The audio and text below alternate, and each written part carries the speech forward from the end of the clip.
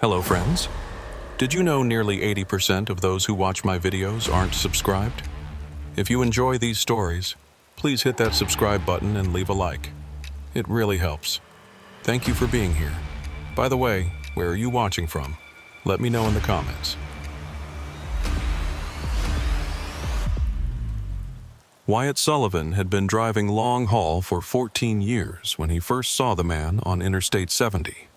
It was October 15, 2019, around 2:47 a.m. according to his dashboard clock, and Wyatt was hauling computer equipment from Kansas to Colorado through one of the loneliest stretches of highway in America. The load was routine, the weather was clear, and he was making good time toward his Denver delivery when the headlights of his red Peterbilt swept across a figure standing on the shoulder near the Kansas-Colorado border. The man stood perfectly still, wearing a faded gray jacket that looked like it had seen better decades, and carrying a small duffel bag that hung from his left hand like it weighed nothing at all. He wasn't thumbing for a ride like most hitchhikers Wyatt had encountered over the years. He wasn't even facing the direction of traffic. Instead, he was positioned at an angle that allowed him to observe approaching vehicles while remaining slightly withdrawn from the highway's edge, as if he was evaluating each truck that passed, rather than simply hoping for transportation. Something about his posture, the way he held himself perfectly motionless against the prairie wind that was strong enough to rock an 18-wheeler, made Wyatt's hands tighten involuntarily on the steering wheel. In 14 years of professional driving, Wyatt had developed instincts about people and situations that didn't quite feel right. This man triggered every one of those warning signals. Wyatt had picked up plenty of hitchhikers over the years. It was part of the unwritten code of the road that truckers followed, an understanding that drivers looked out for each other and for stranded travelers, especially in remote areas where a broken-down car or running out of gas could mean the difference between inconvenience and genuine danger. The highways of America could be unforgiving places, particularly during winter months, or in desert regions where help might be hundreds of miles away.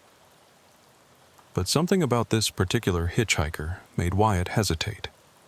Maybe it was the way the man didn't wave or signal for help, didn't display any of the usual body language that indicated someone in need of assistance.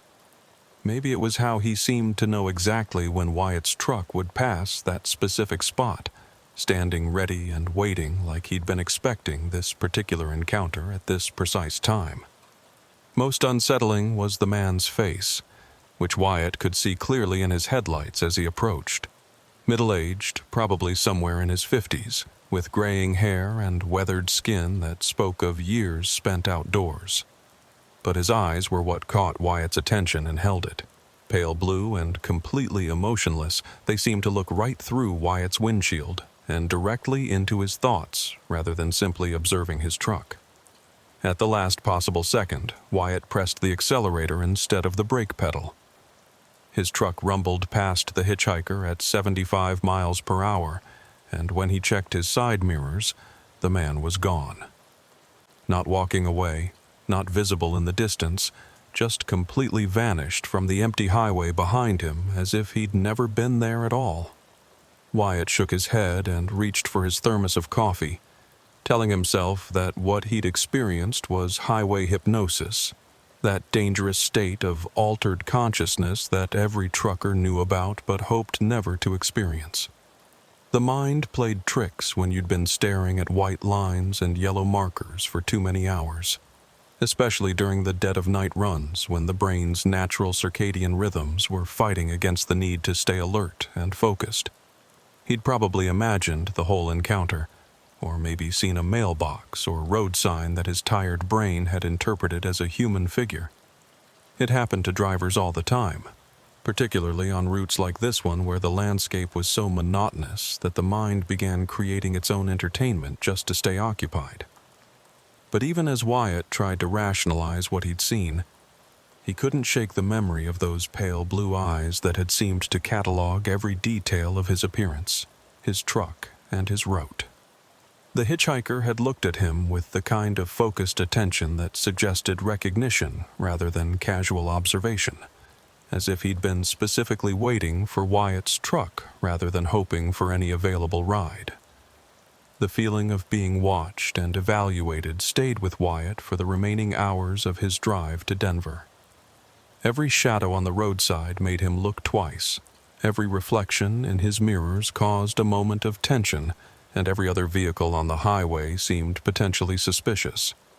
By the time he reached his delivery point, Wyatt was exhausted in a way that had nothing to do with the physical demands of driving and everything to do with psychological stress he couldn't quite identify or explain. 2 weeks later, on November 3rd, Wyatt was running the same route in reverse, carrying auto parts from Denver back to Kansas City. The delivery in Colorado had gone smoothly, and he was making excellent time on Interstate 70 eastbound, already calculating that he'd reach his destination several hours ahead of schedule. The early arrival would give him time to rest properly before his next assignment, maybe even catch up on some maintenance issues that his truck had been developing. It was around 1:30 a.m. when he saw the hitchhiker again. Same man, same gray jacket, same small duffel bag hanging from his left hand. This time he was standing on the Colorado side of the border, approximately 50 miles east of where Wyatt had encountered him 2 weeks earlier. But everything else was identical. The motionless posture, the emotionless expression, and those pale blue eyes that seemed to recognize Wyatt's truck from a distance that should have made individual identification impossible. Wyatt hit his air brakes hard enough to activate the automatic warning systems, bringing his 18-wheeler to a stop on the highway shoulder about 20 feet past the hitchhiker's position. His heart was pounding as he set the parking brake and rolled down his passenger side window, trying to convince himself that this was just a coincidence, that plenty of people hitchhiked along major interstate routes. "You need a lift, partner," Wyatt called out, his voice carrying clearly in the still desert air. The hitchhiker turned and walked toward the truck with steps that were oddly measured and precise, like someone following choreography rather than moving naturally. When he got close enough for conversation, Wyatt could see his face clearly under the truck's exterior lighting.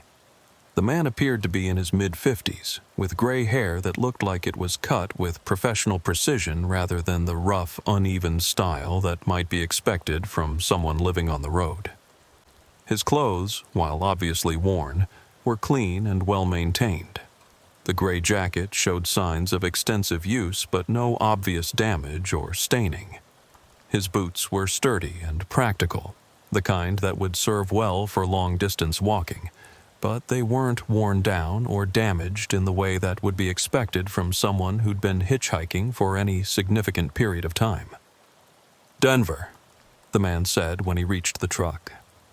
His voice was flat and emotionless, completely lacking the inflection or enthusiasm that Wyatt would have expected from someone who'd been waiting on a highway shoulder for transportation. "Sorry, friend. I'm heading east toward Kansas. That's the wrong direction for you if you're trying to reach Denver." The hitchhiker nodded once, a movement that was as mechanical and precise as his walking had been. He didn't argue, didn't ask about alternative transportation options, didn't show any of the disappointment or frustration that Wyatt would have expected from someone whose travel plans had been disrupted.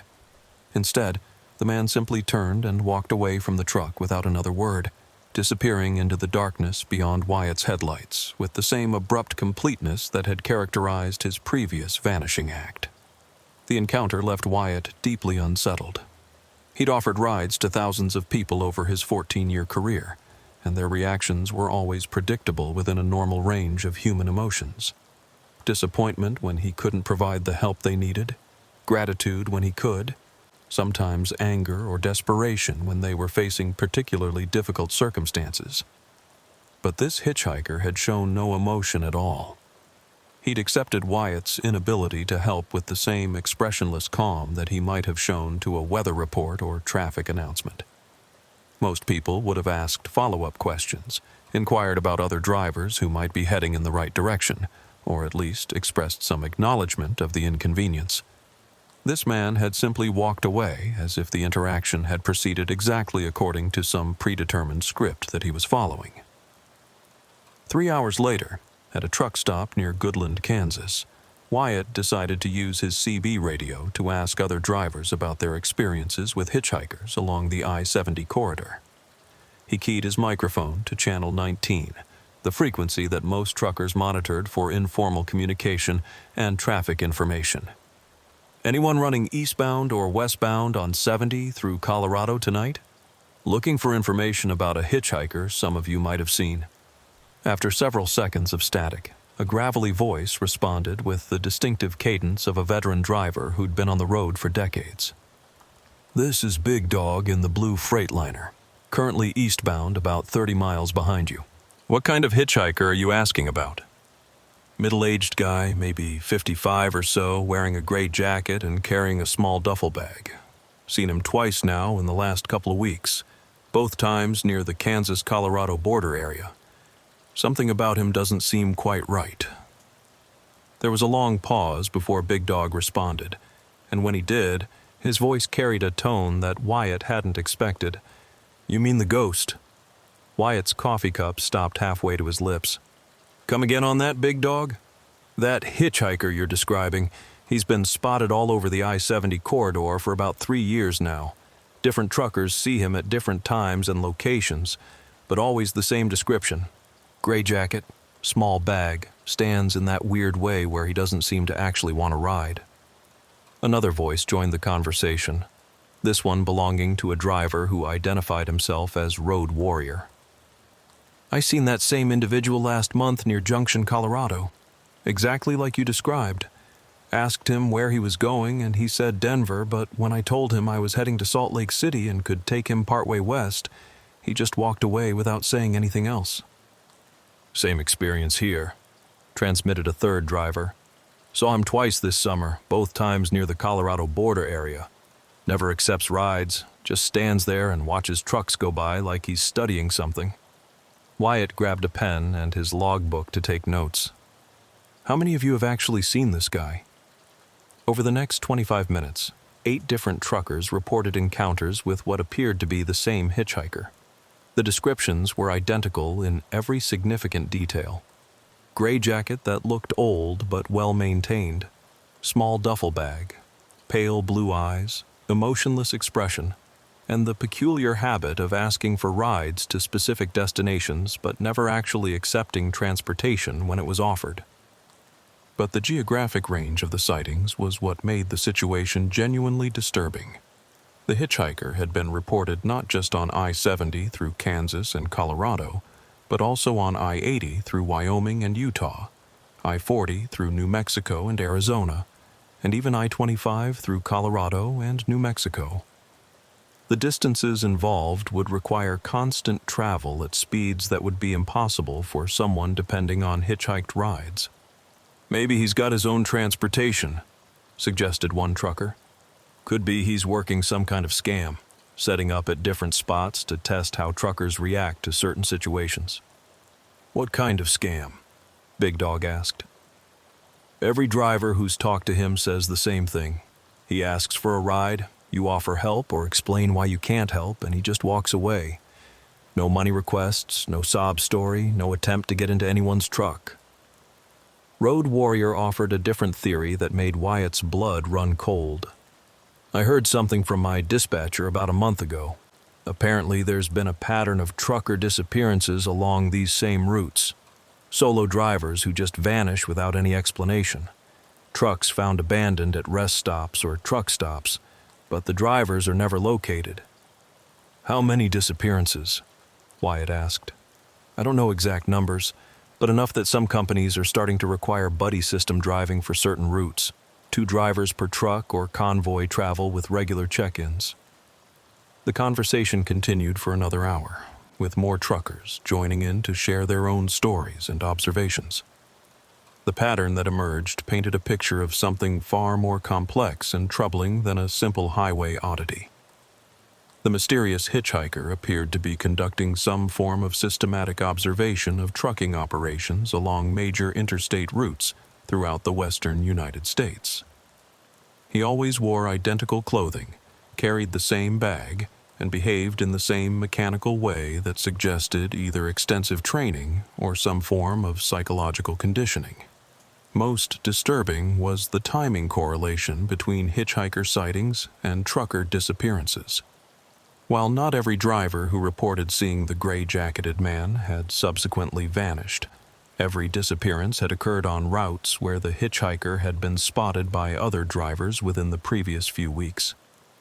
"I think he's marking targets," transmitted a trucker who identified himself as Mountain Mike. "Studying our patterns, learning our routes, maybe reporting back to someone else about which trucks to follow or which drivers to approach under different circumstances." "But what would be the point?" Big Dog asked. "Truckers don't carry large amounts of cash, and our cargo is usually insured and tracked. Truck hijacking is a federal crime with serious penalties, and the profit margins wouldn't justify the risks." Mountain Mike had an answer that made everyone on the channel go quiet. Maybe it's not about the money or the cargo. Maybe someone's collecting truckers themselves. After signing off from the CB conversation, Wyatt drove the rest of the way to Kansas City with a growing sense of unease that had nothing to do with road conditions or mechanical concerns. Every vehicle that appeared in his mirrors seemed potentially suspicious. Every rest stop looked like a place where someone might be waiting to approach unwary drivers, and every mile marker reminded him that he was traveling alone on highways that stretched for thousands of miles through sparsely populated regions. The next morning, after completing his delivery and getting some rest at a motel near the shipping terminal, Wyatt used the computer in the truck stop's driver's lounge to research missing person reports and unsolved disappearances involving truck drivers in the western states. What he found confirmed his worst fears about the scope and seriousness of the situation. Over the past 3 years, 47 professional truck drivers had vanished while traveling solo routes through Kansas, Colorado, Wyoming, Utah, Nevada, New Mexico, and Arizona. Their trucks had been located at various rest stops, truck stops, and highway pull-offs, but the drivers themselves had simply disappeared without any trace of where they had gone or what had happened to them. The missing truckers were all experienced professionals with clean driving records, good safety ratings, and no history of the kind of personal or financial problems that might motivate someone to abandon their vehicle and disappear voluntarily. They had been driving different routes, hauling various types of cargo, and working for different companies, but they shared certain characteristics that formed a disturbing pattern. All of the disappeared drivers had been traveling alone. All of them had been found to have made their last position reports or communication contacts within normal parameters, showing no signs of distress or unusual circumstances. And all of them had vanished from locations that were isolated enough to prevent immediate discovery of their abandoned vehicles, but accessible enough to suggest that the drivers had stopped voluntarily rather than being forced off the road. Most chilling was the timeline. The first disappearance had been reported on November 18, 2016, just 3 weeks before the earliest documented sighting of the mysterious hitchhiker that truckers had begun calling the Ghost. But what truly convinced Wyatt that he was dealing with something far more serious than coincidence was a detail buried in one of the police reports he found online. Marcus Thompson, a driver who had vanished near Grand Junction, Colorado, in March of 2018, had called his dispatcher just 2 hours before his truck was found abandoned. During that conversation, he had mentioned seeing the same weird hitchhiker I've been spotting for the past month, always wearing that gray jacket and never actually getting in anyone's truck. The hitchhiker wasn't just appearing at random locations.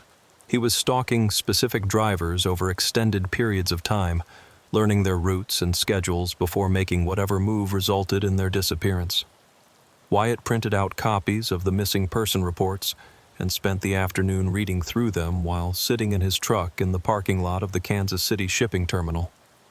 Each case told essentially the same story.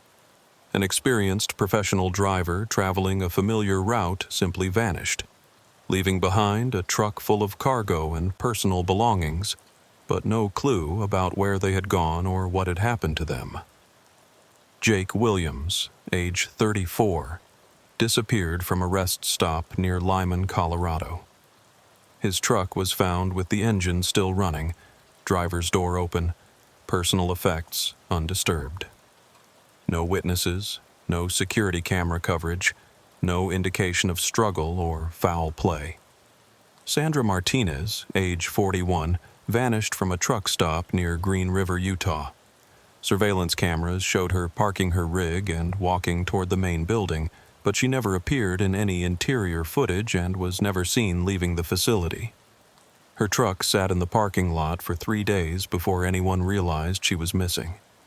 Tommy Chen, age 52, disappeared from a highway pull-off near Flagstaff, Arizona. His truck was discovered by a highway patrol officer conducting routine checks of commercial vehicles. The engine was off, keys were in the ignition, and Chen's logbook showed that he had been on schedule and making normal progress toward his destination just hours before he vanished. Each case was being investigated by local law enforcement agencies. But the jurisdictional complications of crimes that crossed multiple state boundaries meant that no single agency had developed a comprehensive understanding of the pattern. The FBI had been notified about several of the disappearances, but federal resources were limited and the cases didn't meet the criteria for immediate priority attention. As Wyatt read through the reports, he began to understand that he and his fellow truckers were facing a predator who understood their industry well enough to exploit its vulnerabilities. The killer, or killers, knew how truckers thought, where they stopped when they were most vulnerable, and how to approach them without triggering suspicion. That evening, as Wyatt prepared for his next assignment, his cell phone rang with a call from his dispatcher. Sharon had been working the same desk for 8 years, and Wyatt trusted her judgment about routes, customers, and industry conditions. "We lost another one," Sharon told him without preamble. "Blake Morrison, been driving for us for 6 years. Family man, never missed a delivery, always called in his position reports right on schedule." Wyatt felt his stomach clench. "Where?" "His truck was found this morning at a rest stop outside Salina, Kansas. State police said it looked like he just parked and walked away. All his personal stuff was still there. Wallet with cash and credit cards, cell phone, even his coffee was still warm." "Any witnesses?" "That's the strange part. The rest stop attendant said Blake's truck pulled in around midnight, but nobody saw the driver get out or walk toward the buildings. Security cameras were malfunctioning, so there's no video footage of what happened." Sharon paused, and Wyatt could hear papers rustling in the background as she consulted her notes. "Wyatt, I'm going to ask you something, and I want you to think carefully before you answer. Blake called in 3 different reports over the past month about seeing a hitchhiker on his regular routes. Always the same description. Middle-aged guy in a gray jacket who never actually accepts rides. You mentioned something similar a few weeks ago." "Yeah, I've seen him. Same guy, I think. There are a lot of truckers who've spotted him." "How many?" Wyatt thought back to the CB radio conversation and his subsequent research. "At least a dozen drivers I've talked to personally, probably more who haven't mentioned it on the radio." "Wyatt, I've been doing this job for 23 years, and I've never heard about the same hitchhiker being spotted by so many different drivers over such a wide geographic area. People who hitchhike usually stay in one region, and they usually want to actually get rides to specific destinations." "What are you thinking?" Sharon's voice took on a tone that Wyatt had never heard from her before, a combination of worry and professional concern that made his hands tighten around the phone. "I'm thinking that maybe this hitchhiker isn't looking for rides. Maybe he's looking for something else entirely, and our drivers are getting caught up in whatever that something else happens to be." 3 weeks after Blake Morrison's disappearance, Wyatt found himself driving through Nevada on Interstate 80, hauling refrigerated goods from Sacramento to Chicago on a route that would take him through some of the loneliest stretches of highway in America. It was the kind of run that experienced truckers both loved and dreaded. Excellent pay for crossing the country, but long hours through empty landscapes where mechanical breakdowns or medical emergencies could turn routine deliveries into life-threatening situations. Word had continued to spread through the trucking community about the mysterious hitchhiker and his possible connection to the growing number of driver disappearances. CB channels throughout the western states buzzed with reports, theories, and warnings from truckers who'd had encounters with the gray-jacketed man. Truck stop bulletin boards carried handwritten notices describing his appearance and advising drivers to avoid any contact. Even dispatchers and fleet managers were beginning to take the situation seriously, issuing informal advisories about solo travel on certain routes. But for all the awareness and precautions being taken by the trucking community, the disappearances continued.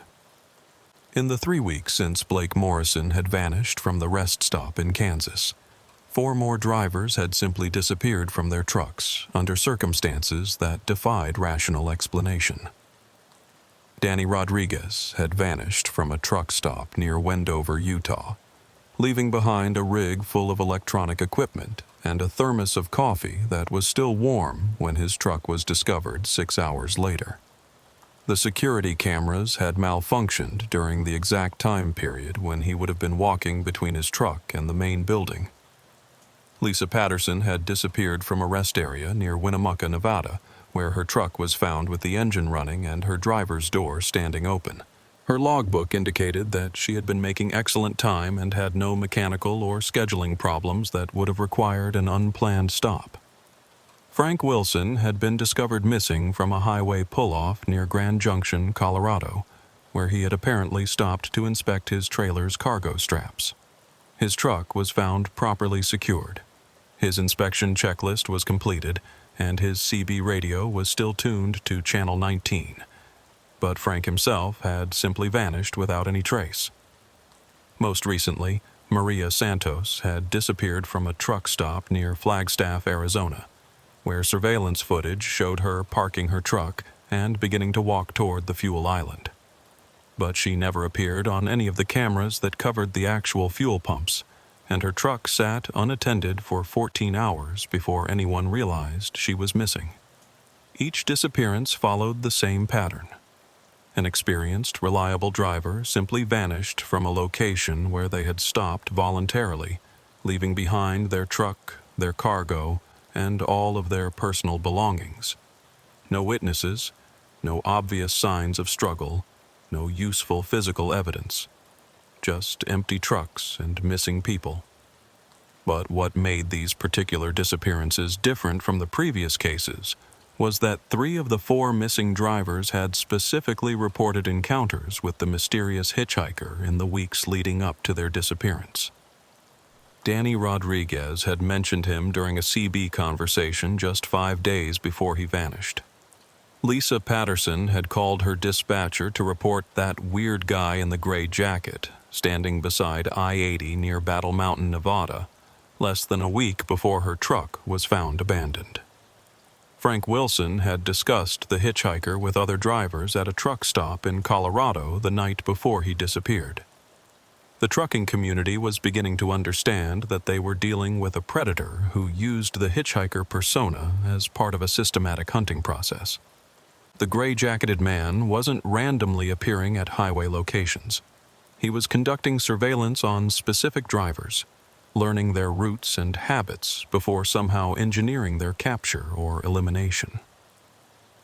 Wyatt was thinking about these developments as he drove through the Nevada desert, maintaining a steady 75 miles per hour, while scanning every shadow and roadside feature for signs of the hitchhiker who had now been connected to over 50 trucker disappearances.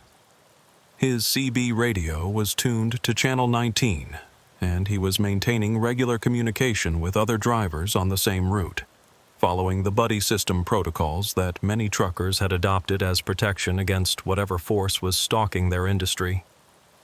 It was around 2:30 a.m., about halfway between Reno and Elko, when Wyatt's CB radio crackled with a transmission that made his blood run cold. "This is Desert Storm on eastbound I-80, mile marker 267. I got visual contact with our gray jacket friend. He's standing on the south shoulder and he's holding up some kind of sign." Wyatt grabbed his microphone immediately. "Desert Storm, this is Wyatt Sullivan, eastbound about 15 miles behind your position. Can you make out what the sign says?" "Negative. Too far away to read text. But he's definitely trying to communicate something specific this time. Usually he just stands there, but now he's actively signaling." Several other truckers joined the conversation, asking for updates and offering assistance if needed. The trucking community had developed rapid response protocols for hitchhiker sightings, with drivers coordinating their movements to ensure that no one encountered the mysterious figure alone. "Desert Storm, do not approach or attempt contact," transmitted a driver who identified himself as Thunder Road. "Maintain your route and speed, but keep us updated on any changes in his behavior." "Copy that, Thunder Road. Passing his position now. The sign..." Jesus Christ. It says, "Wyatt Sullivan. Final warning." Wyatt's hands tightened on the steering wheel so hard that his knuckles went white. The hitchhiker not only knew his name, but was specifically targeting him with personalized messages. The level of surveillance and intelligence gathering suggested an operation far more sophisticated than anything a single individual could manage. "Desert Storm, did he react when you passed?" "Affirmative. He watched my truck go by, then turned to face east down the highway, like he's waiting for someone specific to arrive." "All eastbound drivers on I-80, Wyatt transmitted. "This is Wyatt Sullivan. I'm changing routes immediately, taking Highway 50 south toward Ely, then connecting to I-70 through Utah. Do not follow my detour. Repeat, do not follow my alternate route." But even as Wyatt took the next exit to avoid the highway section where the hitchhiker was waiting with his personalized warning, his CB radio continued to receive reports that made escape seem impossible. "Hitchhiker spotted at the Highway 50 junction, same gray jacket, now holding a different sign. Got visual confirmation at the Ely truck stop, standing near the fuel islands. He's at the I-70 interchange in Utah, still looking for Wyatt Sullivan." The reports were geographically impossible. Highway 50 and I-70 were hundreds of miles apart, separated by mountain ranges and desert that would take hours to cross by vehicle.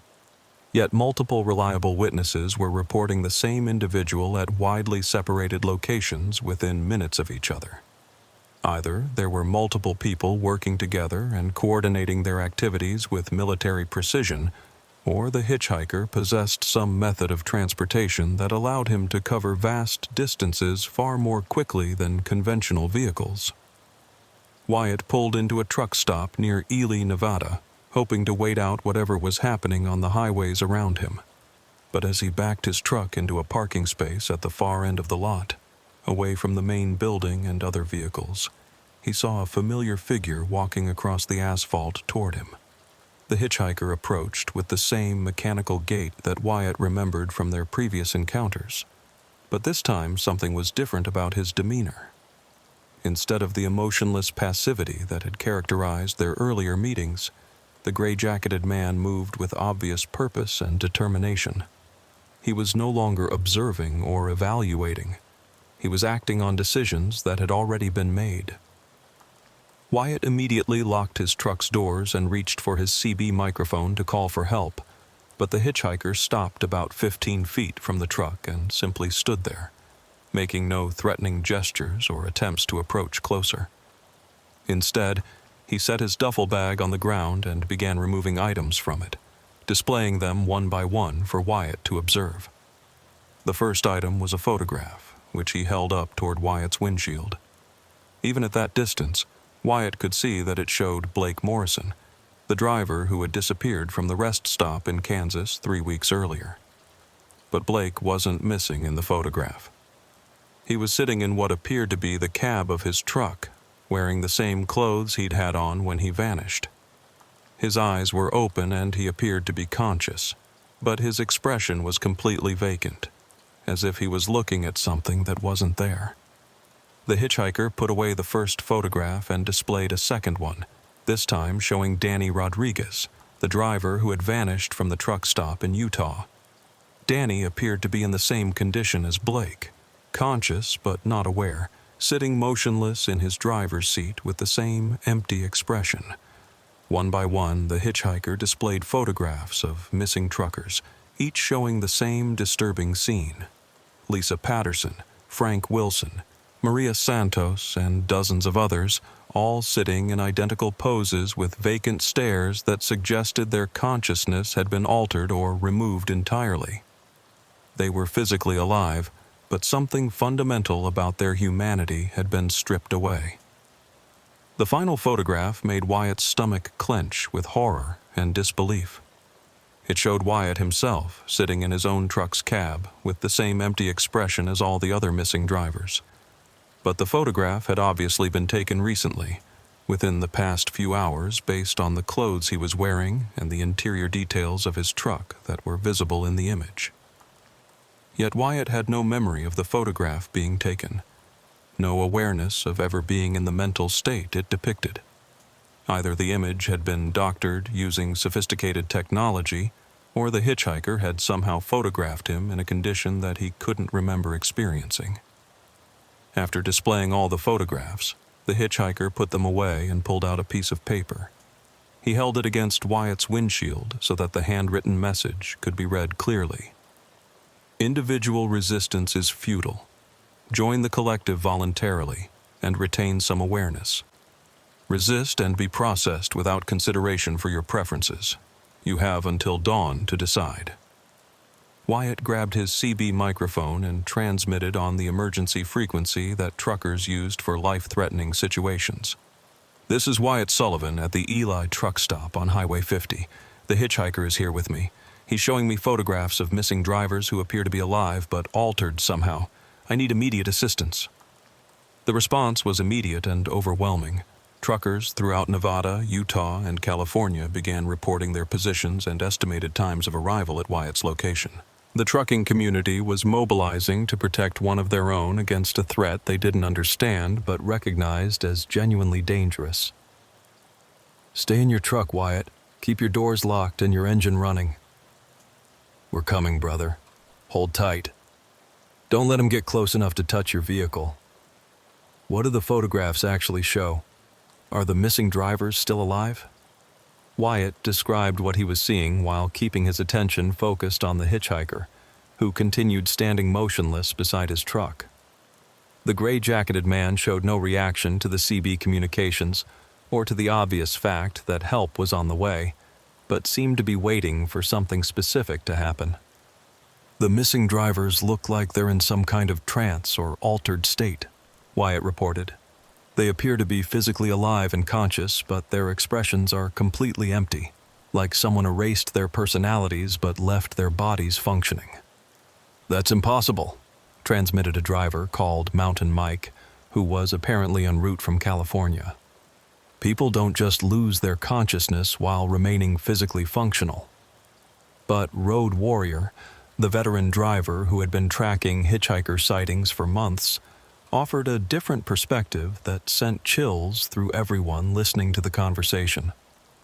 Unless we're dealing with some kind of technology or technique that can separate consciousness from physical function, maybe the missing drivers aren't really missing. Maybe they're being controlled. As if responding to the conversation, the hitchhiker walked to the front of Wyatt's truck and placed both hands flat against the hood. Immediately, Wyatt's diesel engine began to malfunction despite showing no problems on any of his gauges or warning systems. The engine coughed, sputtered, and died, taking with it the electrical power that operated his lights, his CB radio, and his air conditioning system. Wyatt tried repeatedly to restart the engine, but nothing happened. The truck was completely dead, as if someone had disconnected the battery or sabotaged critical systems. But the hitchhiker had accomplished this without opening the hood, accessing the engine compartment, or touching any of the vehicle's external components. With his communication systems disabled and his truck immobilized, Wyatt had no choice but to roll down his window and attempt to negotiate directly with whatever intelligence was controlling the hitchhiker. "What do you want?" Wyatt called out. The hitchhiker removed his hands from the truck's hood and walked back to his previous position, but he didn't answer immediately. Instead, he seemed to be listening to something that Wyatt couldn't hear, as if receiving instructions through some invisible communication system. Individual consciousness creates inefficiency in transportation networks, the hitchhiker said finally. His voice was the same flat monotone that Wyatt remembered from their previous encounters, but now it carried an undertone of authority that suggested he was speaking for some larger organization or intelligence. Transportation networks function optimally when operated by coordinated intelligence rather than independent decision-making units. Your conversion to collective function would improve overall system performance. The hitchhiker's words made no sense in any conventional context, but they suggested that the missing truckers had been subjected to some process that eliminated their individual personalities while preserving their professional skills and knowledge.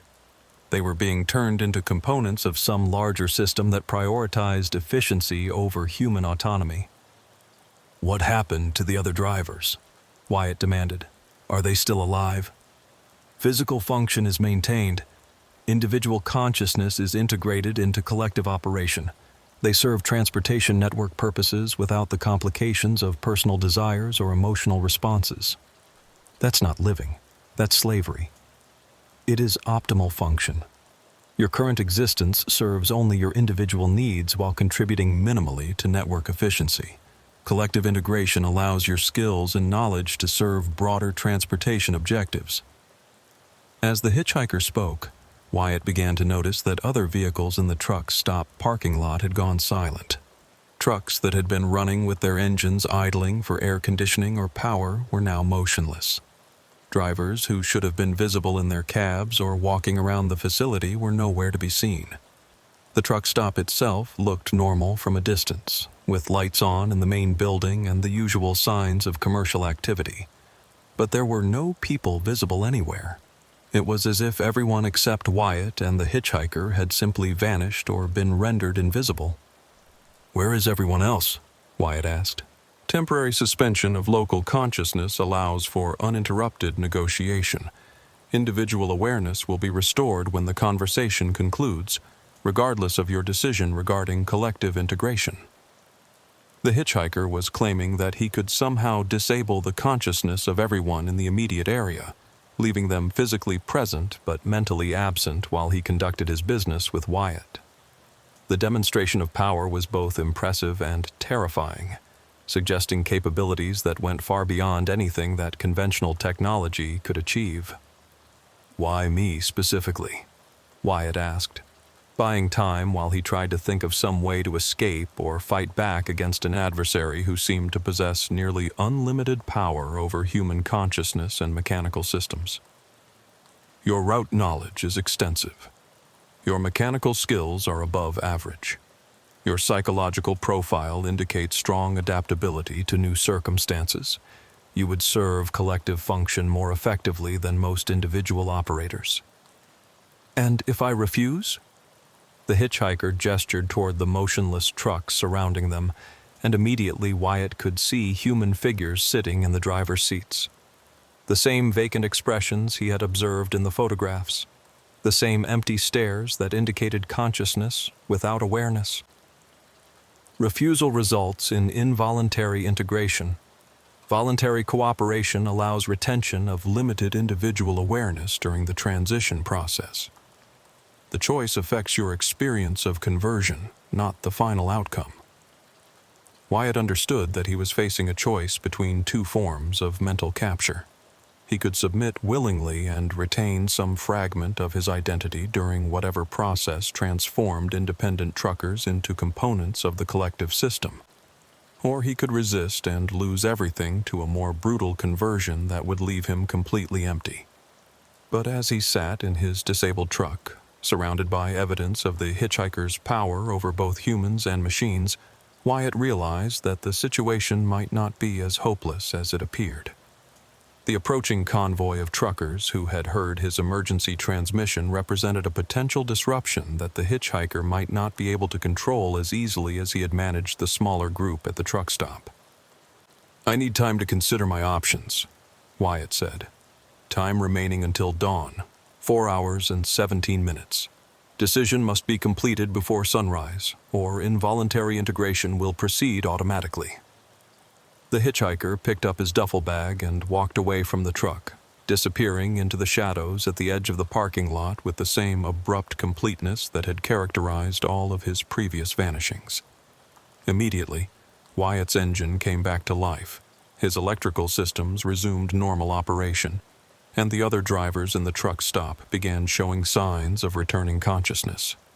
But now Wyatt faced a countdown that would determine whether he retained his identity and independence or joined the ranks of missing truckers who served purposes they could no longer understand.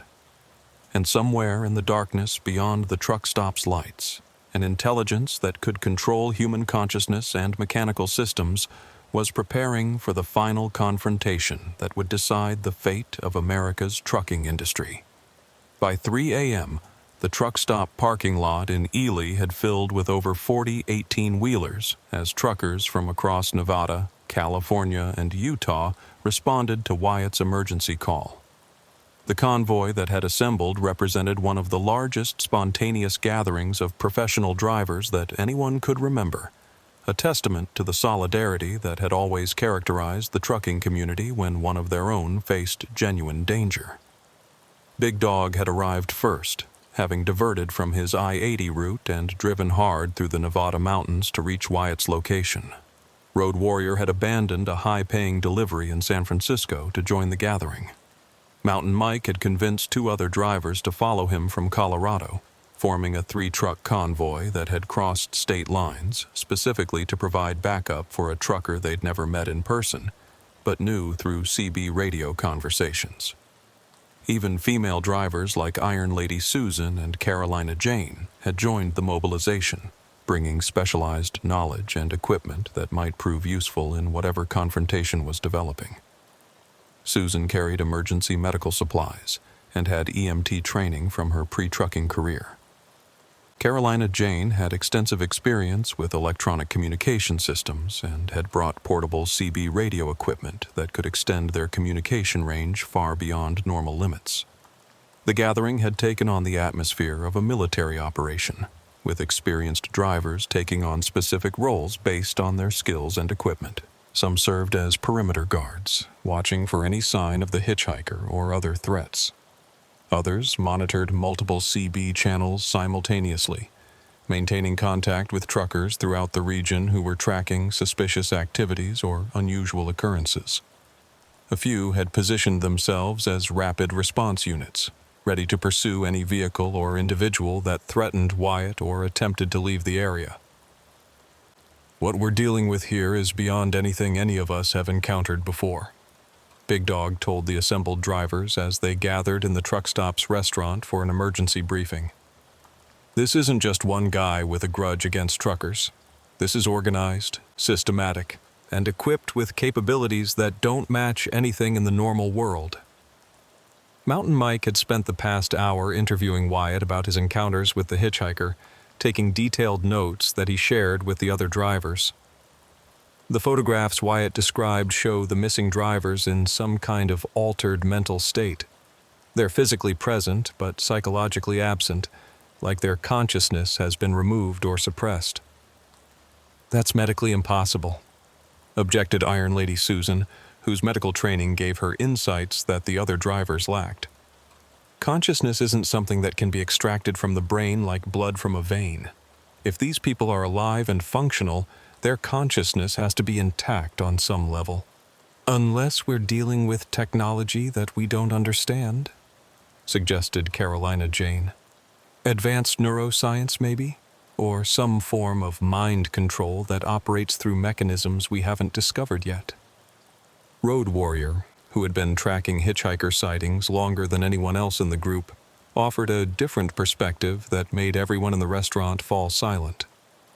What if we're not dealing with human technology at all? What if this hitchhiker represents something that evolved outside our understanding of biology and psychology? The suggestion that they might be facing some form of non-human intelligence was disturbing, but it provided the most logical explanation for the phenomena they had observed. The hitchhiker's ability to appear at multiple locations simultaneously, his capacity to disable mechanical systems without physical contact, and his apparent control over human consciousness all suggested capabilities that exceeded anything that terrestrial science could currently achieve. "Regardless of what we're dealing with," declared Thunder Road, a veteran driver who had arrived with a truck full of construction equipment that could potentially be used as weapons, "we're not letting it take another trucker. Whatever this thing wants, it's not getting Wyatt or anyone else in this parking lot." The drivers spent the next hour developing contingency plans for various scenarios that might unfold before dawn. If the hitchhiker appeared and attempted to approach Wyatt, they would form a protective circle and use their trucks as barriers to prevent contact. If he tried to disable their vehicles, they had backup communication systems and alternative transportation arrangements. If he somehow managed to incapacitate individual drivers, the remaining truckers would evacuate the area and call for assistance from law enforcement agencies that might have resources for dealing with unusual threats. But despite their preparations and determination, the drivers were operating without any real understanding of what they were trying to protect against. The hitchhiker had demonstrated abilities that seemed to transcend normal physical laws, and there was no guarantee that conventional tactics or equipment would be effective against whatever force he represented. At 4:15 a.m., with less than 2 hours remaining until the hitchhiker's deadline, Carolina Jane's enhanced CB radio equipment detected unusual electromagnetic activity in the area surrounding the truck stop. The signals didn't match any known communication systems or electronic devices, but they were growing stronger and more complex as dawn approached. "Something's building up out there," Carolina Jane reported to the group. "The electromagnetic signature is unlike anything I've seen before. It's almost like the atmosphere itself is being charged with some kind of energy." The other drivers began reporting strange phenomena that seemed to support Carolina Jane's observations. Compasses were spinning randomly instead of pointing north. Cell phones were displaying impossible time readings and receiving text messages from numbers that didn't exist. GPS units were showing locations that placed the truck stop in geographic coordinates that would put it in the middle of the Pacific Ocean. Most disturbing was the behavior of their truck's electronic systems. Engine management computers were recording data that violated basic principles of physics, showing fuel consumption rates that were mathematically impossible and temperature readings that exceeded the melting points of the metals involved. CB radios were receiving transmissions on frequencies that had never been allocated for civilian use, with voices speaking in languages that none of the drivers recognized.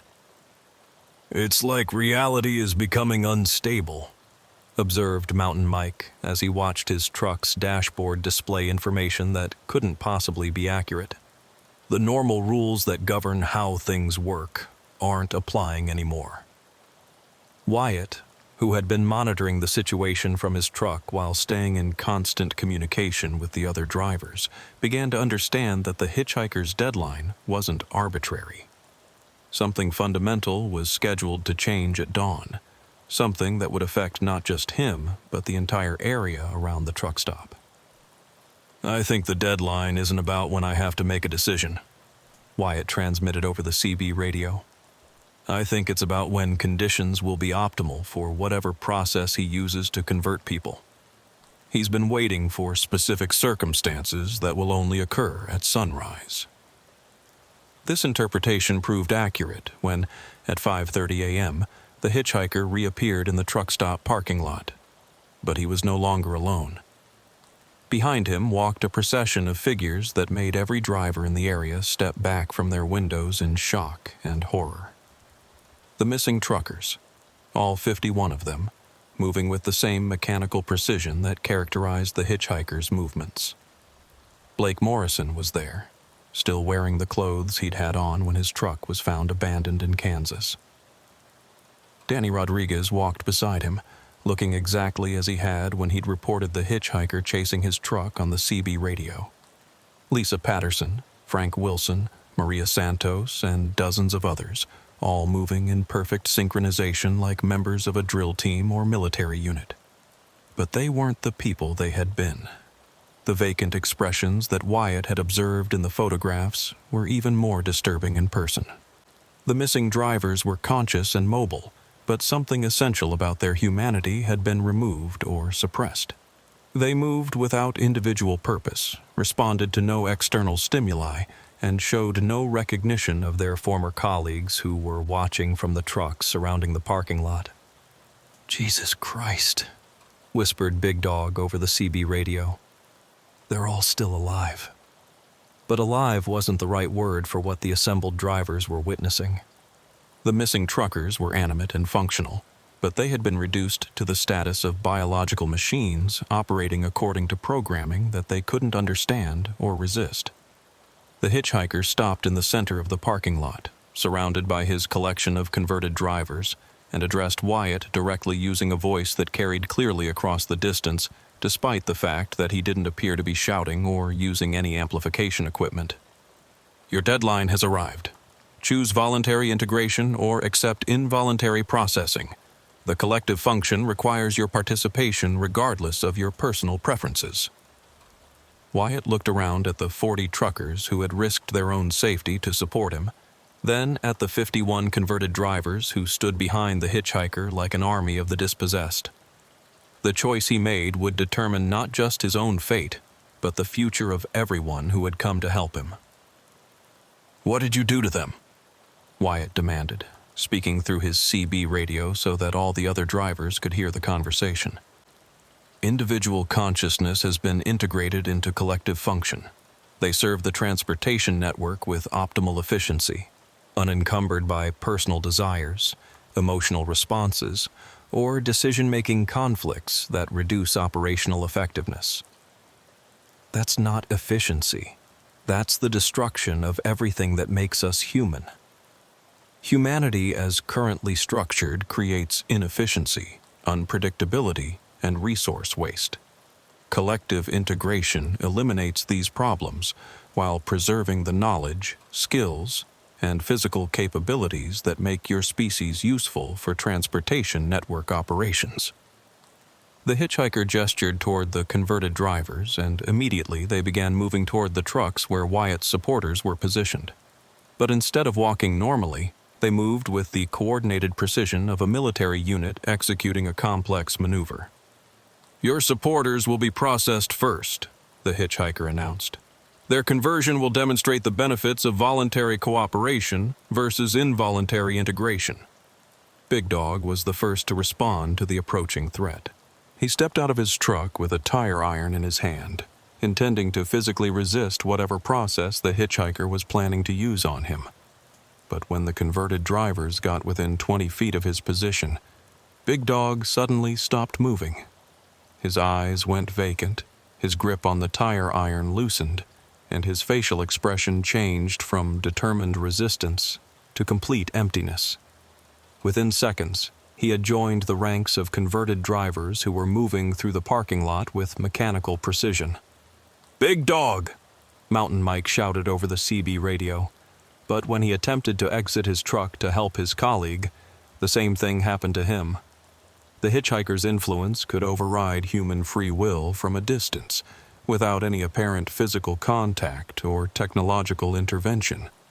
One by one, the truckers who had come to protect Wyatt were converted into the same vacant state as the missing drivers who had been collected over the past 3 years. Carolina Jane, Iron Lady Susan, Road Warrior, Thunder Road, all reduced to empty shells that responded only to the hitchhiker's silent commands. Within 15 minutes, Wyatt was the only unaltered consciousness in a parking lot filled with over 90 people who had lost their individual identity to whatever force the hitchhiker represented. The conversion process had been so efficient and complete that there was no evidence of struggle or resistance from any of the affected drivers.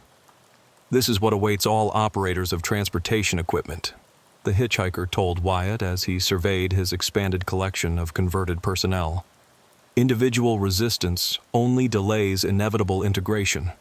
Your species will be preserved and utilized according to optimal efficiency parameters, but personal autonomy creates unnecessary complications."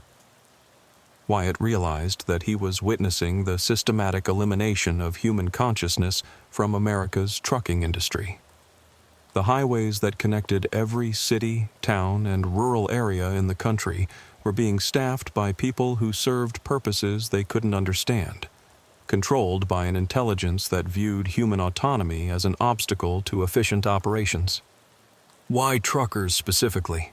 Wyatt asked, still hoping to buy time while he tried to think of some way to escape or fight back against an adversary who had just demonstrated overwhelming power over human consciousness. Transportation networks are critical infrastructure for resource distribution and population management. Truckers possess necessary skills, route knowledge, and access privileges that make them ideal candidates for collective integration. Control of transportation systems provides control of entire civilizations. The hitchhiker was describing the conquest of human society through the systematic replacement of independent workers with controlled operators who served the interests of some non-human intelligence. Every major highway, every shipping facility, every truck stop would eventually be staffed by converted humans who had retained their professional skills but lost their ability to think independently or resist instructions. "You're talking about invasion and conquest," Wyatt realized. "Integration and optimization. Your species will continue to exist and function, but under management systems that eliminate the inefficiencies and conflicts that characterize your current social organization." The hitchhiker raised his hand toward Wyatt, and immediately Wyatt felt his consciousness being pushed aside by some external force that seemed to originate from inside his own mind. His thoughts became cloudy, his emotions were dampened, and his sense of individual identity began to fade as the conversion process began.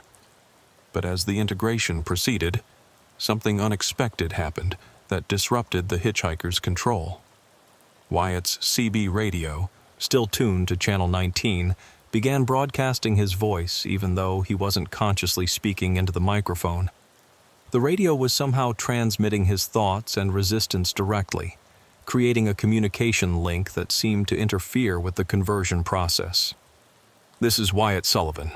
The hitchhiker is some form of non-human intelligence that's taking over truckers by suppressing their consciousness and converting them into controlled workers.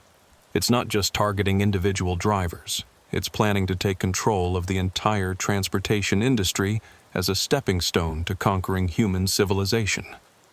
The broadcast was being received by truckers across multiple states, many of whom immediately began reporting their own encounters with the mysterious hitchhiker or similar phenomena. But more importantly, the act of communicating his thoughts and experiences seemed to create interference that prevented the hitchhiker from completing the conversion process.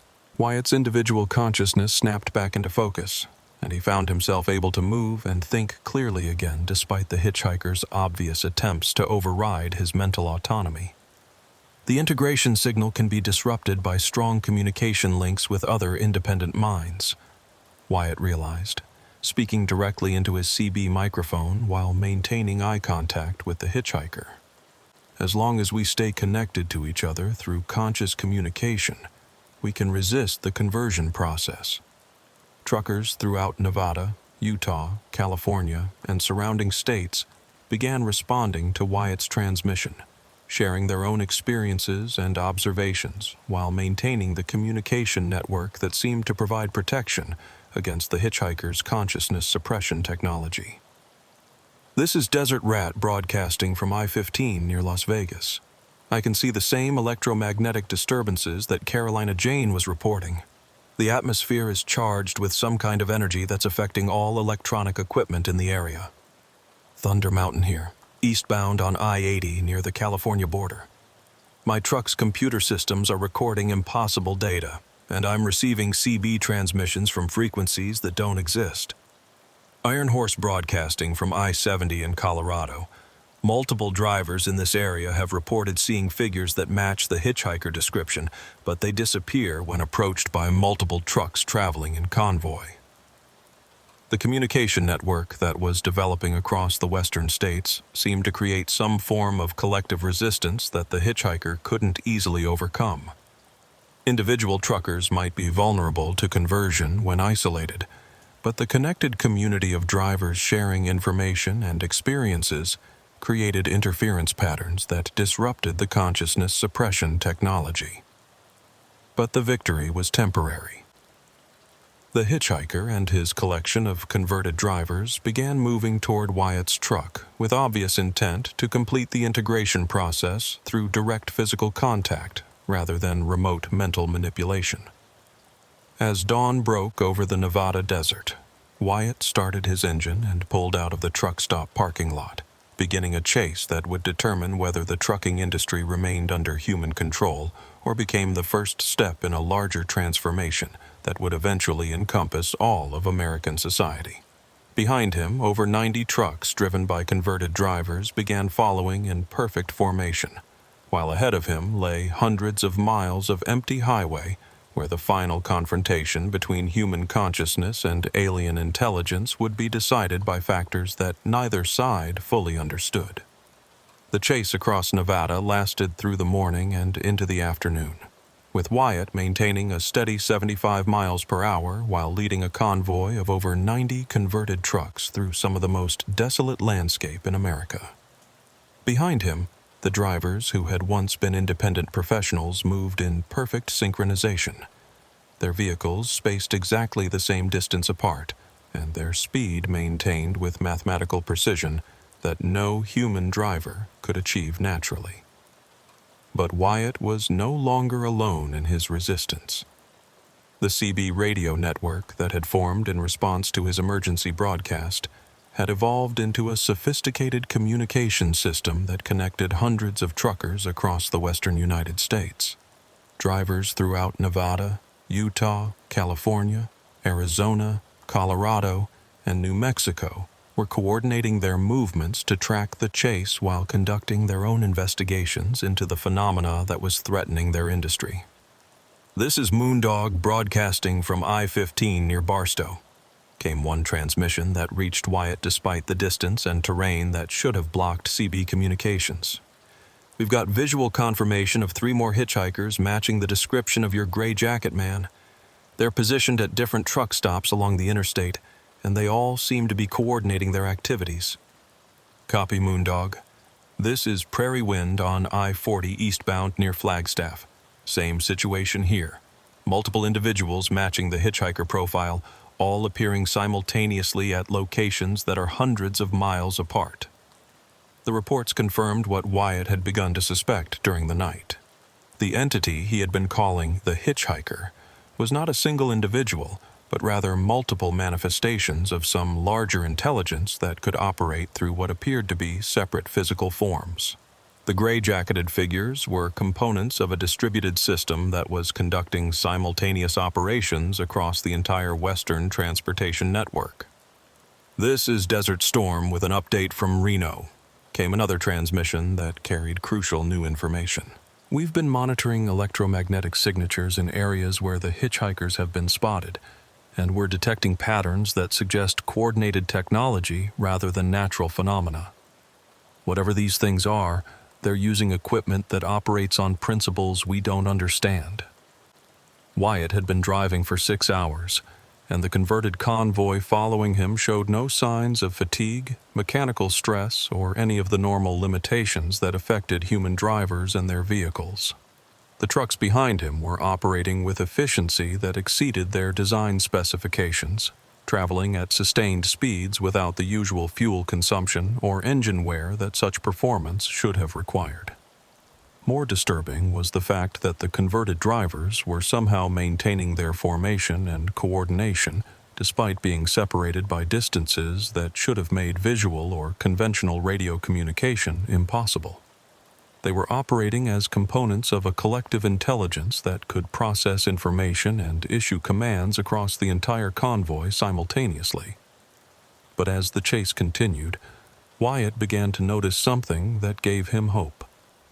The communication network that had formed among independent truckers was having effects that extended beyond simple information sharing. Drivers who maintained active CB contact with other unconnected truckers seemed to develop resistance to the consciousness suppression effects that the hitchhikers used to convert their victims. "This is Iron Mountain broadcasting from I-70 near Grand Junction," came a transmission that illustrated this phenomenon. "One of those gray jacket figures approached my truck at a fuel stop 20 minutes ago. I could feel something trying to get into my head, like pressure building inside my skull. But as long as I kept talking on the CB, kept my mind connected to other drivers, the effect couldn't take hold." "Same experience here," confirmed another driver. "The conversion process requires isolation. When we stay connected to each other through active communication, the hitchhikers can't override our individual consciousness." This discovery changed the dynamics of the situation completely. The hitchhikers' power depended on their ability to isolate individual drivers and overwhelm their consciousness through focused mental pressure. But the CB radio network that connected hundreds of truckers created a form of collective resistance that disrupted the conversion technology. "All independent drivers," Wyatt broadcast as he led the convoy of converted trucks through the Nevada desert, "maintain constant communication with other drivers. The consciousness suppression effect can't function when we're actively connected to each other's minds through conversation and information sharing." The response was immediate and coordinated. Truckers throughout the region began forming communication networks that created protective barriers against the hitchhikers' conversion attempts. Drivers who had been traveling alone partnered with others to maintain continuous CB contact. Convoys formed spontaneously as independent truckers coordinated their movements to provide mutual protection. But the hitchhikers were adapting to the new circumstances as well. Reports began coming in from across the region describing coordinated attacks on truck stops, rest areas, and fuel stations where independent drivers were most vulnerable. "This is Thunder Road broadcasting an emergency from the Flying J near Winnemucca," came one transmission that illustrated the escalating conflict. "Multiple hitchhikers are surrounding the truck stop, approximately 12 individuals in identical gray jackets. They're not approaching individual drivers anymore.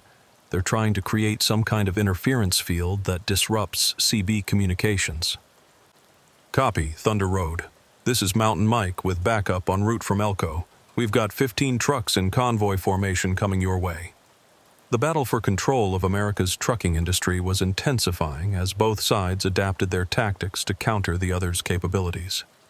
The hitchhikers were increasing their numbers and coordination to overcome the resistance that connected drivers could maintain. Independent truckers were forming larger and more sophisticated networks to provide mutual protection and information sharing. By afternoon, Wyatt realized that the convoy of converted trucks following him was not simply chasing him randomly. They were directing him toward specific highway routes and destinations, according to some plan that he couldn't discern.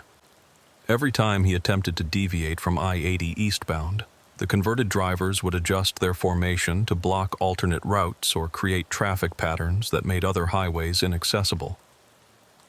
"They're herding me towards something specific," Wyatt reported to the CB network. "This isn't just a pursuit. They want me to reach a particular destination where they can complete whatever process they've been planning." "Where do you think they're taking you?" asked Carolina Jane, whose voice was coming through clearly despite the fact that she should have been one of the converted drivers following in the convoy behind him. "Carolina Jane?" Wyatt responded in amazement. "How are you communicating? I saw you get converted at the truck stop." "The conversion process isn't permanent if you can re-establish connection with independent consciousness quickly enough," she replied. "I managed to break free when the CB network started forming this morning. The collective intelligence connection works both ways. If we can maintain strong enough communication links, we can actually reverse the suppression effect." This revelation changed everything.